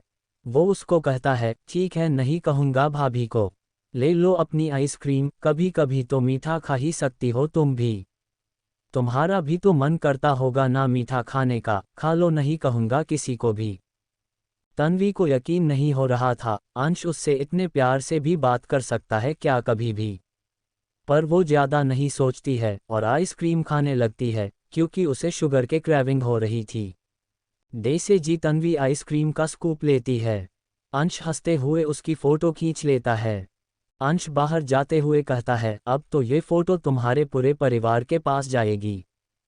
तन्वी आइसक्रीम के बॉक्स को साइड में रख कर उसके पीछे जाकर गुस्से में कहता है, तभी मैं सोचूं ये बंदर मुझसे आज इतने अच्छे से बात कैसे कर रहा है। अगर तुमने ये फ़ोटो किसी को दिखाई ना तो मुझसे बुरा कोई नहीं होगा। अंश उसको कहता है, तुमसे बुरा कोई है भी नहीं काली बिल्ली। तन्वी उसके हाथ से फ़ोन छीनने की कोशिश करने लगती है, पर अंश जल्दी से अपने रूम में भाग जाता है और अपने रूम को अंदर से बंद कर लेता है। तन्वी उसे बाहर से कहती हैं, बंदर कहीं के तुम्हें तो मैं छोड़ूंगी नहीं। तन्वी अपने रूम में चली जाती है। अंश अपने बेड पर बैठकर हंसने लगता है। पता नहीं क्यों उसको तन्वी को तंग करने के बहुत ज़्यादा मज़ा आता था। उसका कोई इरादा नहीं था तन्वी की शिकायत तारा से करने का, वो तो बस उसको डराने के लिए उसने उसकी फ़ोटो खींच ली थी। दूसरी तरफ होटल में तारा और वंश इसे ही एक दूसरे में खोए हुए डांस कर रहे थे। तारा वंश को कहती है, मिस्टर सूर्यवंशी। वंश उसे कहता है, जी मिसेज सूर्यवंशी। तारा वंश की आंखों में देखती है और उसको कहती है, बचपन में पापा मुझे कहानी सुनाते थे, राजकुमार आता है और राजकुमारी को शादी करके ले जाता है। मुझे लगता था मेरे लिए भी कोई राजकुमार आएगा और मुझे ले जाएगा, पर पापा के जाने के बाद सारी कहानियां पीछे छूट गई। ऐसे लगने लगा था इस दुनिया में सब कुछ झूठ है, सब कुछ बस पैसों से ही चलता है। पैसों के आगे इंसान की भी कोई कीमत नहीं है। कोई राजकुमार कभी नहीं आएगा। अगर कोई आएगा भी तो वो मेरे लिए क्यों आएगा, मैं कौन सी राजकुमारी हूँ। मैंने कभी नहीं सोचा था पापा की वो कहानियाँ सच हो जाएगी, मेरी जिंदगी में भी वो राजकुमार आ जाएगा। थैंक यू मेरी जिंदगी में आने के लिए, मुझे मिसेज सूर्यवंशी बनाने के लिए, मुझ जैसे इंसान को अपना लाइफ पार्टनर चुनने के लिए, इतनी अच्छी फैमिली में मुझे मेंबर बनने ले लिए। आपने सिर्फ मुझे ही नहीं अपनाया, साथ में मेरी फैमिली को भी अपनाया। मुझे मान सम्मान दिया, मुझे सूर्यवंशी खानदान की बड़ी बहू होने का मान दिया। कभी कभी तो मुझे यकीन ही नहीं होता आप मेरी जिंदगी में आए हो, कभी कभी तो लगता है क्या होता अगर हम कभी नहीं मिलते। वंश अपनी उंगली उसके होठों पर रख कर उसको चुप कर देता है। स्वर एक तुम, एक मैं, तीजा मांगूं क्या खुदा से, दिल दून, जा दून, क्या दून इतना बता दे, तेरा मेरा रिश्ता है, सांसों से भी नाजुक, तुमसा हमसा कोई दूजा, ना होगा ना हुआ रे, दो दिल एक सीने में है, जैसे मैं और तुम, अब दोनों हम एक जीने में है, जैसे मैं और तुम, जान से ज़्यादा चाहा तुमको पिया रे, हर पल हर दम हमदम तुमको जिया रे, आज साफ साफ स्वर। वंश उसको कहता है, वह तो हो ही नहीं सकता था, हमारा मिलना हमारी किस्मत में लिखा था। वंश उसके होठों से अपनी उंगली हटाता है। वंश उसको कहता है, मैंने कभी आपसे कहा नहीं पर आज कह ही देता हूँ, मैं आपसे बहुत ज़्यादा प्यार करता हूँ। कभी नहीं सोचा था कुछ ही दिनों ने मेरा सब कुछ आपसे जुड़ जाएगा। तारा आई लव यू दिल। अल्पविराम। तारा उसको कहती है, I love you too mister Suryavanshi. Vansh Tara के फिरहेड पर किस करता है। तारा वंश की आंखों में देखकर उसको कहती है, वादा करो कि आप हमेशा मुझे ऐसे ही मुझे प्यार करोगे। वंश उसे कहता है, मैं वादा करता हूँ, मैं हमेशा आपको ऐसे ही प्यार करता रहूँगा, जब तक वंश है तब तक वो अपनी तारा को ऐसे ही प्यार करता रहेगा। चैप्टर 56 तेरी ये हालात कैसे हो गई।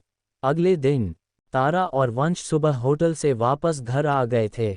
ब्रेकफास्ट करके तारा और वंश ऑफिस के लिए जा रहे थे। तारा और वंश जाने से पहले तन्वी को ऑल दी बेस्ट विश करते हैं। तन्वी उनको थैंक यू कहती है।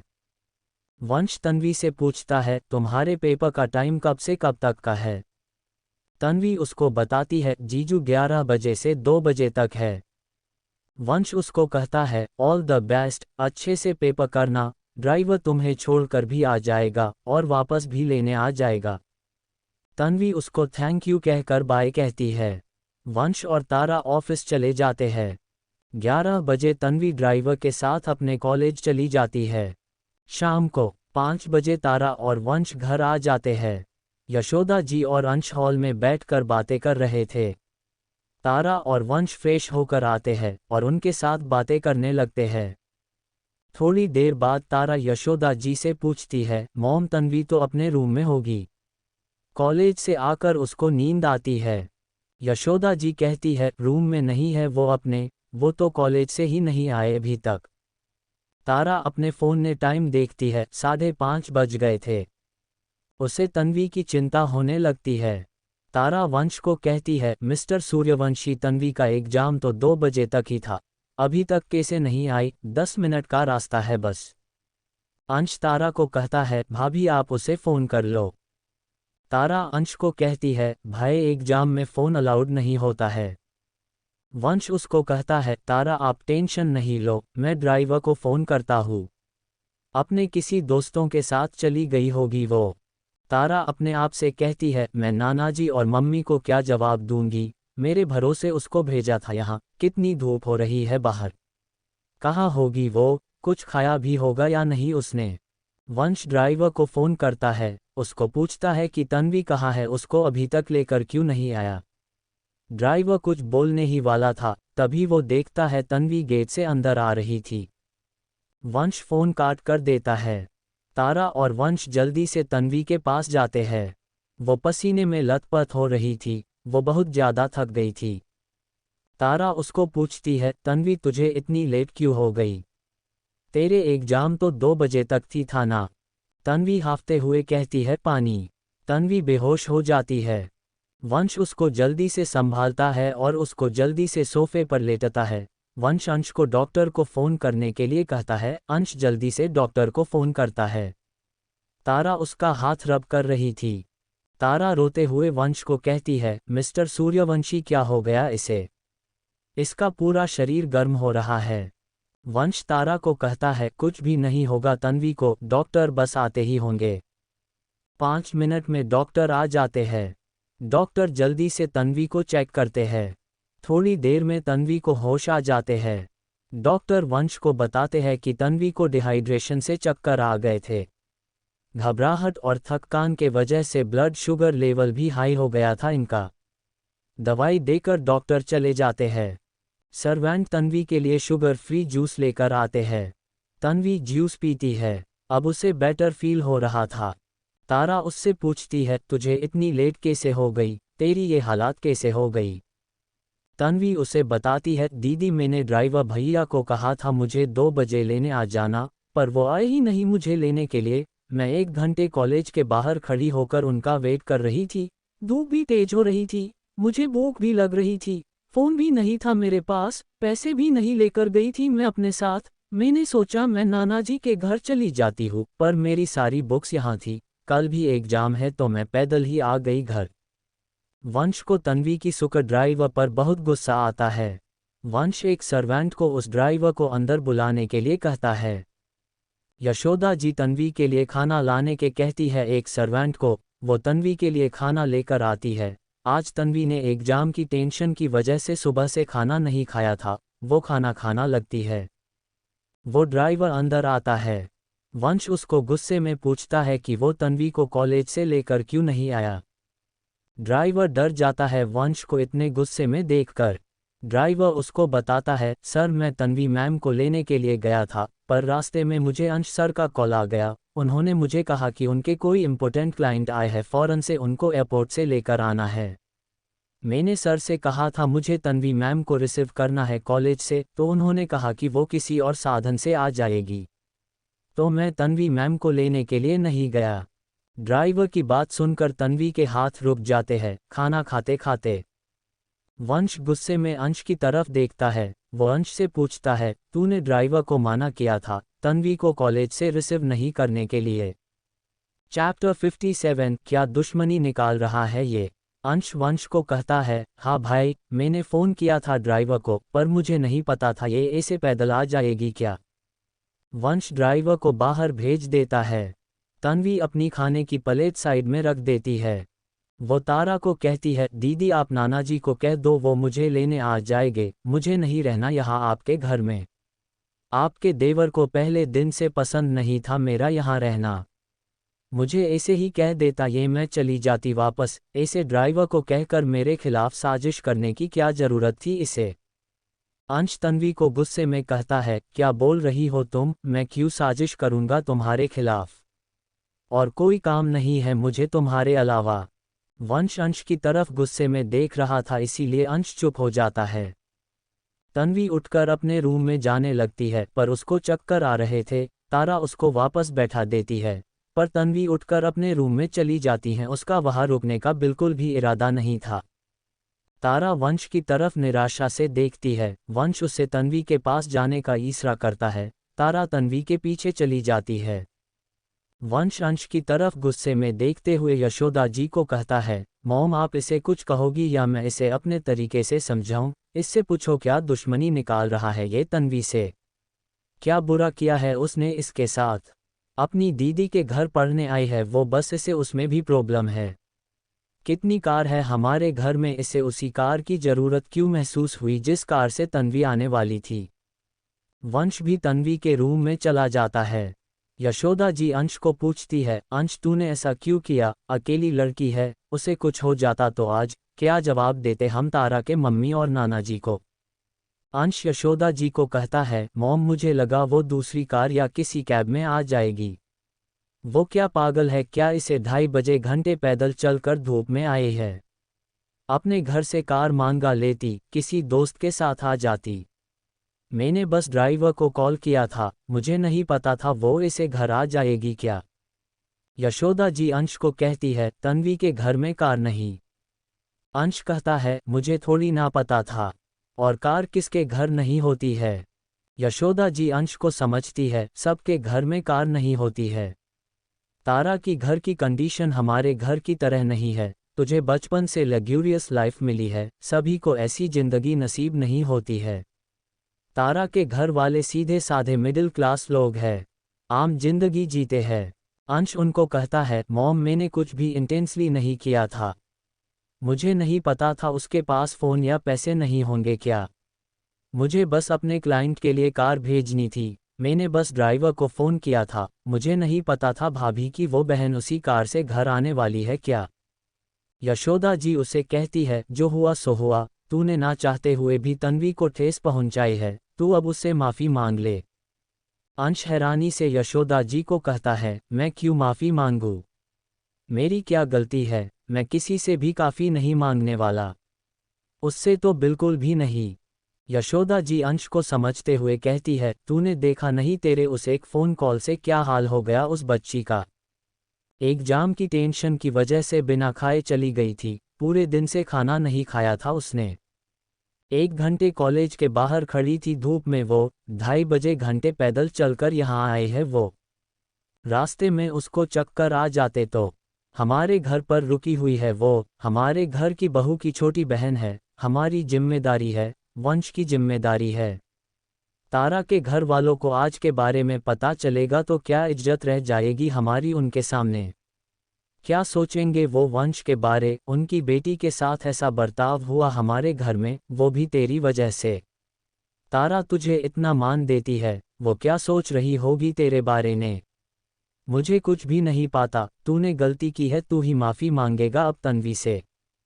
दूसरी तरफ तन्वी के रूम में तन्वी अपना सामान जचा रही थी। तारा उसको रोकने की कोशिश कर रही थी, पर वो अब बिल्कुल नहीं रुकना चाह रही थी। तारा उसको कहती है, तन्वी प्लीज़ तू इसे नाराज होके मत जा, भाई ने कुछ भी जानबूझकर नहीं किया होगा, गलतफहमी हो गई होगी कोई, वो दिल के बुरे नहीं है, उनका नेचर मजाकिया है, वो ऐसा कोई भी काम इंटेंशनली नहीं कर सकते, वो बहुत अच्छे हैं। तन्वी अपने कपड़े अपने बैग में रखते हुए तारा को कहती है। दीदी आपका देवर कितना भी अच्छे होगा, उन्होंने कुछ जानकर या अनजाने में किया होगा या नहीं किया होगा। वो दिल के अच्छे होगे या बहुत अच्छे होगे, इनका नेचर कितना भी मजाकिया होगा, पर मैं रोज 2.5 घंटे पैदल चल कर तो कॉलेज से आपके घर नहीं आ सकती ना। मैंने आपको पहले भी बताया था मेरी कॉलेज आपके घर से बहुत दूर है, मुझसे इतनी धूप में नहीं होगा ट्रेवल। आपको पता है मेरी दवाइयों की वजह से पहले भी मैं नानाजी का बहुत खर्चा करवा चुकी हूँ, अब रोज रोज टैक्सी के पैसे दे सकूँ इतनी हैसियत नहीं है हमारी। तो अच्छा यही होगा कि मैं नानाजी के घर चली जाऊँ वापस, वहाँ से मेरी कॉलेज ज़्यादा दूर नहीं है, मुझे फिर कोई प्रॉब्लम नहीं होगी आने जाने में। आपके ससुराल में भी फिर किसी को भी कोई प्रॉब्लम नहीं होगी मेरी वजह से या मेरे यहाँ रहने से। तारा उसको कहती है, तन्वी मेरी बात तो सुन। तन्वी तारा की बात बिना सुने कहती है, दीदी मैं आपसे या जीजू से नाराज नहीं हूँ। आप चिंता नहीं करो, आपके ससुराल की शिकायत नहीं करूँगी मैं नानाजी से, उनको नहीं कहूँगी कुछ भी आज जो कुछ भी हुआ उसके बारे में। उनको कह दूंगी कि मुझे घर पर ही रहकर पढ़ाई करनी है, मुझे उनकी याद आ रही थी इस बड़ी इलिए वापस आ गई घर। आपके ससुराल की इमेज खराब नहीं करूँगी मैं आपके मायके वालों के सामने, प्लीज़ अब मुझे जाने दो। वंश तन्वी के रूम के दरवाजे पर खड़ा था, वो उसकी सारी बातें सुन रहा था। तारा वंश की तरफ देखती है, तारा ना में सर हिलाती है। वंश उसको आंखों से इशारा करता है कि वो संभाल लेगा तन्वी को। वंश तन्वी के पास आता है और तन्वी वंश की तरफ देखती है। वंश उसका हाथ पकड़कर बेड पर बैठा देता है और खुद भी उसके पास बैठ जाता है। वंश उसको कहता है, आई एम सॉरी, प्लीज़ अपने जीजू को माफ़ कर दो। चैप्टर 58 अंश की माफ़ी। तन्वी वंश को कहती है, जीजू आप क्यों सॉरी कह रहे हो? आपने क्या किया? मैं आपकी बहुत ज़्यादा रिस्पेक्ट करती हूँ, प्लीज़ आप मुझसे ऐसे माफ़ी नहीं मांगिए। वंश उसे कहता है, मेरे भाई ने तो किया था ना। मुझे पता है उसने जानकर कुछ भी नहीं किया होगा, पर उसे हुई है गलती। उसे तुम्हारे बारे में सोचना चाहिए था। तन्वी उसे कहती है, उसकी भी क्या गलती है, उसके क्लाइंट उसके लिए ज़्यादा ज़रूरी थे, तो उसने कार को उसके लिए भेज दिया। आप कोई गिल्ट नहीं लाओ किसी भी वजह से, मैं नाराज होके नहीं जा रही हूँ। वंश उसे कहता है, अंश की गलती है। तन्वी वंश को कहती है, प्लीज़ जीजू मुझे घर जाना है, ये बस लास्ट एग्जाम है जो मैं ठीक से करना चाहती हूँ, 2 महीने बाद तो वैसे भी मेरे घर वाले मेरी शादी करवाने वाले हैं। नानाजी की बात सही हुई तो क्या पता वो लड़का मुझे आगे मेरे मन की करने दे। मैं बस चाहती हूँ मेरे एग्जाम सही से हो जाए और मेरे रिजल्ट में कोई भी दिक्कत ना हो। यहाँ रहूंगी तो नहीं होगी मुझसे पढ़ाई। बाहर हॉल में यशोदा जी अंश को एक बार फिर से तन्वी से अभी तन्वी के रूम में जाकर माफ़ी मांगने के लिए कहकर अपने रूम में चली जाती है। अंश यशोदा जी कही बात के बारे में सोच रहा था। उसका कोई इरादा नहीं था तन्वी से माफ़ी मांगने का, पर उसको पता था उसका भाई कितना भी शांत स्वभाव का हो, पर जब उसको गुस्सा आता है तब उसके ज़्यादा खतरनाक कोई नहीं होता है। अंश वंश के गुस्से का बिल्कुल भी सामना नहीं करना चाहता था। अंश तन्वी के रूम की तरफ जाते हुए अपने मन में सोचता है, मांग ले उस काली बिल्ली से माफ़ी, नहीं तो भाई पता नहीं तुझे आज क्या सजा देंगे। पर मेरी क्या गलती थी आज जो कुछ भी हुआ उसमें, उस बेवकूफ़ लड़की को किसने कहा था ऐसे पैदल घर आने के लिए? घर तब कैब में आ जाती फिर पैसे दे देती। अंश तन्वी के रूम के अंदर जाता है।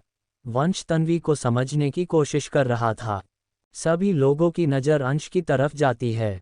वंश गुस्से में अंश को कहता है, अब क्या करने आया है तू यहाँ, इतना सब तेरी वजह से हो गया, तब भी तेरा मन नहीं भरा।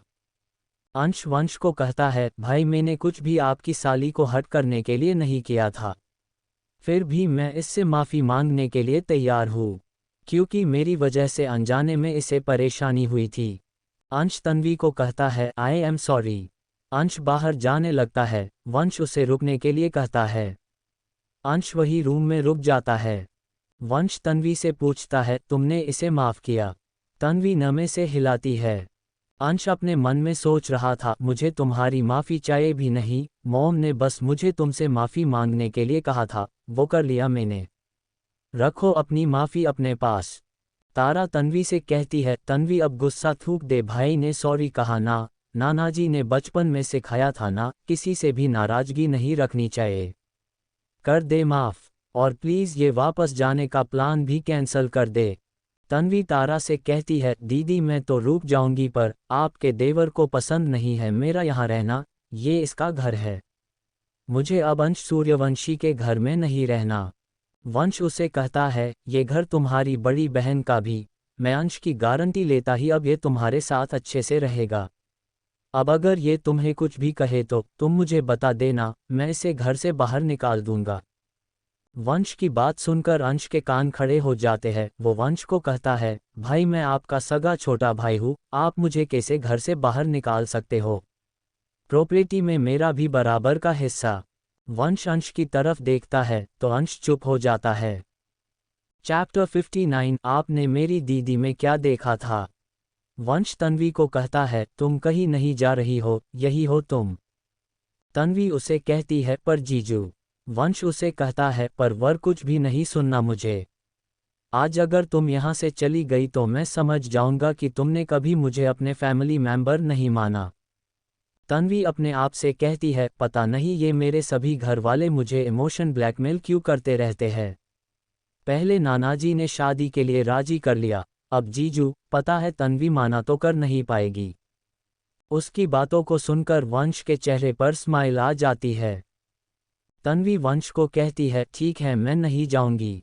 अंश वंश को कहता है, भाई अब जाऊं मैं अपने रूम में, अब तो आपकी साली ने अपना जाने का इरादा भी बदल लिया। मैंने माफ़ी तो पहले ही मांग ली थी। वंश अंश को कहता है, ठीक है जा, लेकिन अब से तन्वी को तू कॉलेज ड्रॉप करेगा और तू ही वापस लेकर आएगा। अंश वंश को कहता है, भाई मुझे और कोई काम नहीं है क्या जो मैं इसका ड्राइवर बनूंगा? ऑफिस के काम से तो मुझे फुर्सत नहीं मिलती है आराम करने की। तन्वी वंश को कहती है, जीजू इसके साथ जाने से अच्छा है मैं रोज 2.5 बजे घंटे पैदल आ जाऊं। वंश उन दोनों को कहता है, मैं तुम दोनों के रोज रोज के टॉम एंड जेरी वाली लड़ाई से तंग आ गया हूँ, तुम दोनों के लिए यही अच्छा रहेगा कि आपस में अच्छे से रहो। वंश अंश को कहता है, ये बहुत छोटी सजा है, इससे ज़्यादा भी मैं कुछ और सोच सकता हूँ, बता दे अगर तुझे इस वाली में कोई भी प्रॉब्लम है तो। अंश उसे कहता है, नहीं है प्रॉब्लम, मान लूँगा आपकी सारी बार, बन जाऊँगा आपकी इस प्यारी साली का ड्राइवर। अब जाऊँ मैं? वंश उसे जाने के लिए कह देता है। अंश तन्वी के रूम के बाहर चला जाता है। तन्वी तारा को कहती है, दीदी मुझे आपके उस बंदर देवर के साथ नहीं जाना कॉलेज, वो मुझे तंग करेगा। तारा उसे कहती है, नहीं करेंगे अब वो तुझे तंग, तू उनके साथ अच्छे से रहेगी, उनको बंदर नहीं कहेगी तो क्यों तुझे तंग करेंगे? तन्वी उसे कहती है, बंदर को तो बंदर ही कहूंगी ना, उसकी हरकतें ही बंदर वाली है। कल रात को मैं आइसक्रीम खा रही थी, पता नहीं कहाँ से उछलते कूदते आ। तारा उसको घूर कर देख रही थी। तन्वी को रियलाइजेशन होता है, वो क्या कह रही थी। वो जल्दी से वंश का हाथ पकड़कर बाहर ले जाने लगती है। वो वंश को कहती है, जीजू चलिए हम गार्डन में चलते हैं, अब अच्छी हवा चल रही होगी वहाँ, मुझे भी ताज़ी हवा में अच्छा फील होगा। तारा उसका हाथ पकड़कर रोक कर कहती है, तो रात की उस आइसक्रीम की वजह से तेरी शुगर लेवल हाई हुआ था। तन्वी वंश के पीछे छिपते हुए कहती है, डॉक्टर ने कहा था ना घबराहट और थकान की वजह से शुगर हाई हुए थी। जीजू प्लीज़ मुझे आपके वाइफ के गुस्से से बचा लो। मुझे तो लगा था आपके साथ रहकर दीदी सुधर गई होगी, पर ये तो अभी भी मेरी पहले वाली गुस्सैल दीदी ही है। वंश उसे कहता है, सॉरी तन्वी, मुझे अपनी जान प्यारी है, मुझे भी इसी घर में रहना है, मैं तुम्हारी कोई मदद नहीं कर पाऊंगा। तारा तन्वी को कहती है, अब तो तू भाई के साथ ही कॉलेज जाएगी, तेरी भी यही सजा है। मुझे कुछ भी नहीं सुनना, तेरे लिए खाना लेकर आ रही हूँ, खा लेना। तारा रूम के बाहर चली जाती है। तन्वी वंश को कहती है, जीजू आपने मेरी दीदी में क्या देखा था शादी से पहले? वंश उसे कहता है, ये गुस्सा तो बिल्कुल भी नहीं देखा था। तन्वी और वंश हंसने लगते हैं। चैप्टर 60 आपके डैड कहाँ है? रात का समय, हंसिया चांद का चेहरा। सभी डिनर कर रहे थे, सभी आराम से खाना खा रहे थे। अंश, वंश और तारा बिजनेस रिलेटेड बातें कर रहे थे। कोई तन्वी और यशोदा जी बैठे बैठे उनकी बातें सुन रहे थे। तन्वी यशोदा जी से पूछती है, आंटी अंकल कहाँ है? यशोदा जी उससे पूछती है, कौन अंकल बेटा? तन्वी उनसे पूछती है, अंकल मतलब जीजू के डेड, दीदी के ससुर जी। उनको कभी देखा ही नहीं। कहीं बाहर रहते हैं क्या वो? पूजा वाले दिन भी नहीं देखा था मैंने उनको। कोई फोटो भी नहीं लगी हुई उनकी आपके घर में। वंश और अंश दोनों के ही हाथ रुक जाते हैं खाना खाते खाते तन्वी का सवाल सुनकर। वंश ज्यादा कुछ अपने चेहरे पर रिएक्ट नहीं करता है, पर अंश को उसका सवाल सुनकर बहुत ज्यादा गुस्सा आने लगता है। अंश तन्वी को कहता है, कभी शांति से बैठकर बिना मॉम से कोई फालतू सवाल पूछे खाना नहीं खा सकती हो क्या तुम?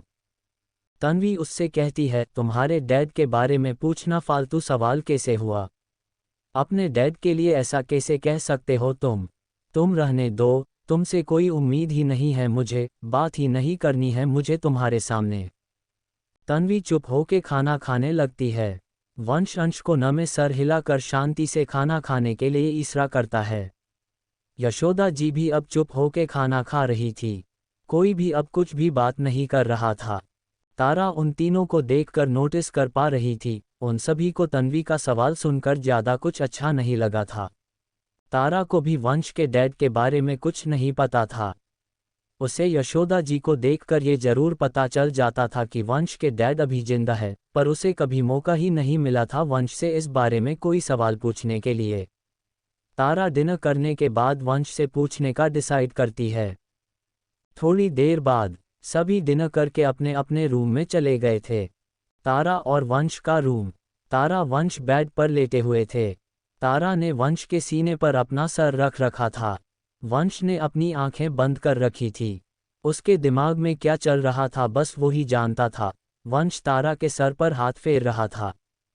तारा वंश से कहती है, मिस्टर सूर्यवंशी। वंश हमम में जवाब देता है। तारा वंश से पूछती है, आपके डैड का नाम क्या है? वंश उसे कहता है, मिस्टर प्रताप सूर्यवंशी। तारा उसको पूछती है, आपके डैड कहाँ है, वो हमारे साथ क्यों नहीं रहते हैं? वंश को पता था कभी ना कभी तो तारा उससे ये सवाल पूछेगी ही। उसके मन में भी सवाल आएगे ही कि वंश और अंश के डैड कहाँ है। वंश तारा को कहता है, अब हमारे साथ नहीं रहते वो, हमको अपनी जिंदगी से निकाल दिया उन्होंने। तारा उसको पूछती है, निकाल दिया मतलब? वंश बैठ जाता है, तारा भी बैठ जाती है। वो उसके हाथ पर अपना हाथ रखती है। वंश तारा की आंखों में देखकर उसे कहता है, प्लीज तारा, मैं आपसे कोई बात नहीं छुपाना चाहता हूँ, पर इस बारे में कोई बात नहीं करना चाहता हूँ मैं, आप बस इतना जान लीजिए कि कोई संबंध नहीं है मेरा मेरे डैड से। तारा वंश को हक करके कहती है, सॉरी अगर आपके दिल में मेरे सवाल से कोई भी ठेस पहुंची है तो मैं आगे से ऐसा कोई सवाल नहीं पूछूंगी।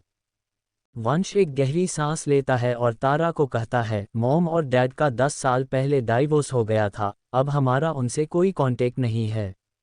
उम्मीद है कि आप मुझे समझने की कोशिश करेंगी। आप प्लीज़ तन्वी को भी समझा देना अंश या मॉम के सामने उनका जिक्र दोबारा ना करे वो। अंश इस टॉपिक के लिए कुछ ज़्यादा ही सेंसिटिव है। तारा हाँ में सर हिलाती है। थोड़ी देर बाद वो दोनों सो जाते हैं। प्लीज़ लाइक, शेयर और comment and thanks for watching and subscribe for listening next chapters of CEO's Innocent Substitute Wife.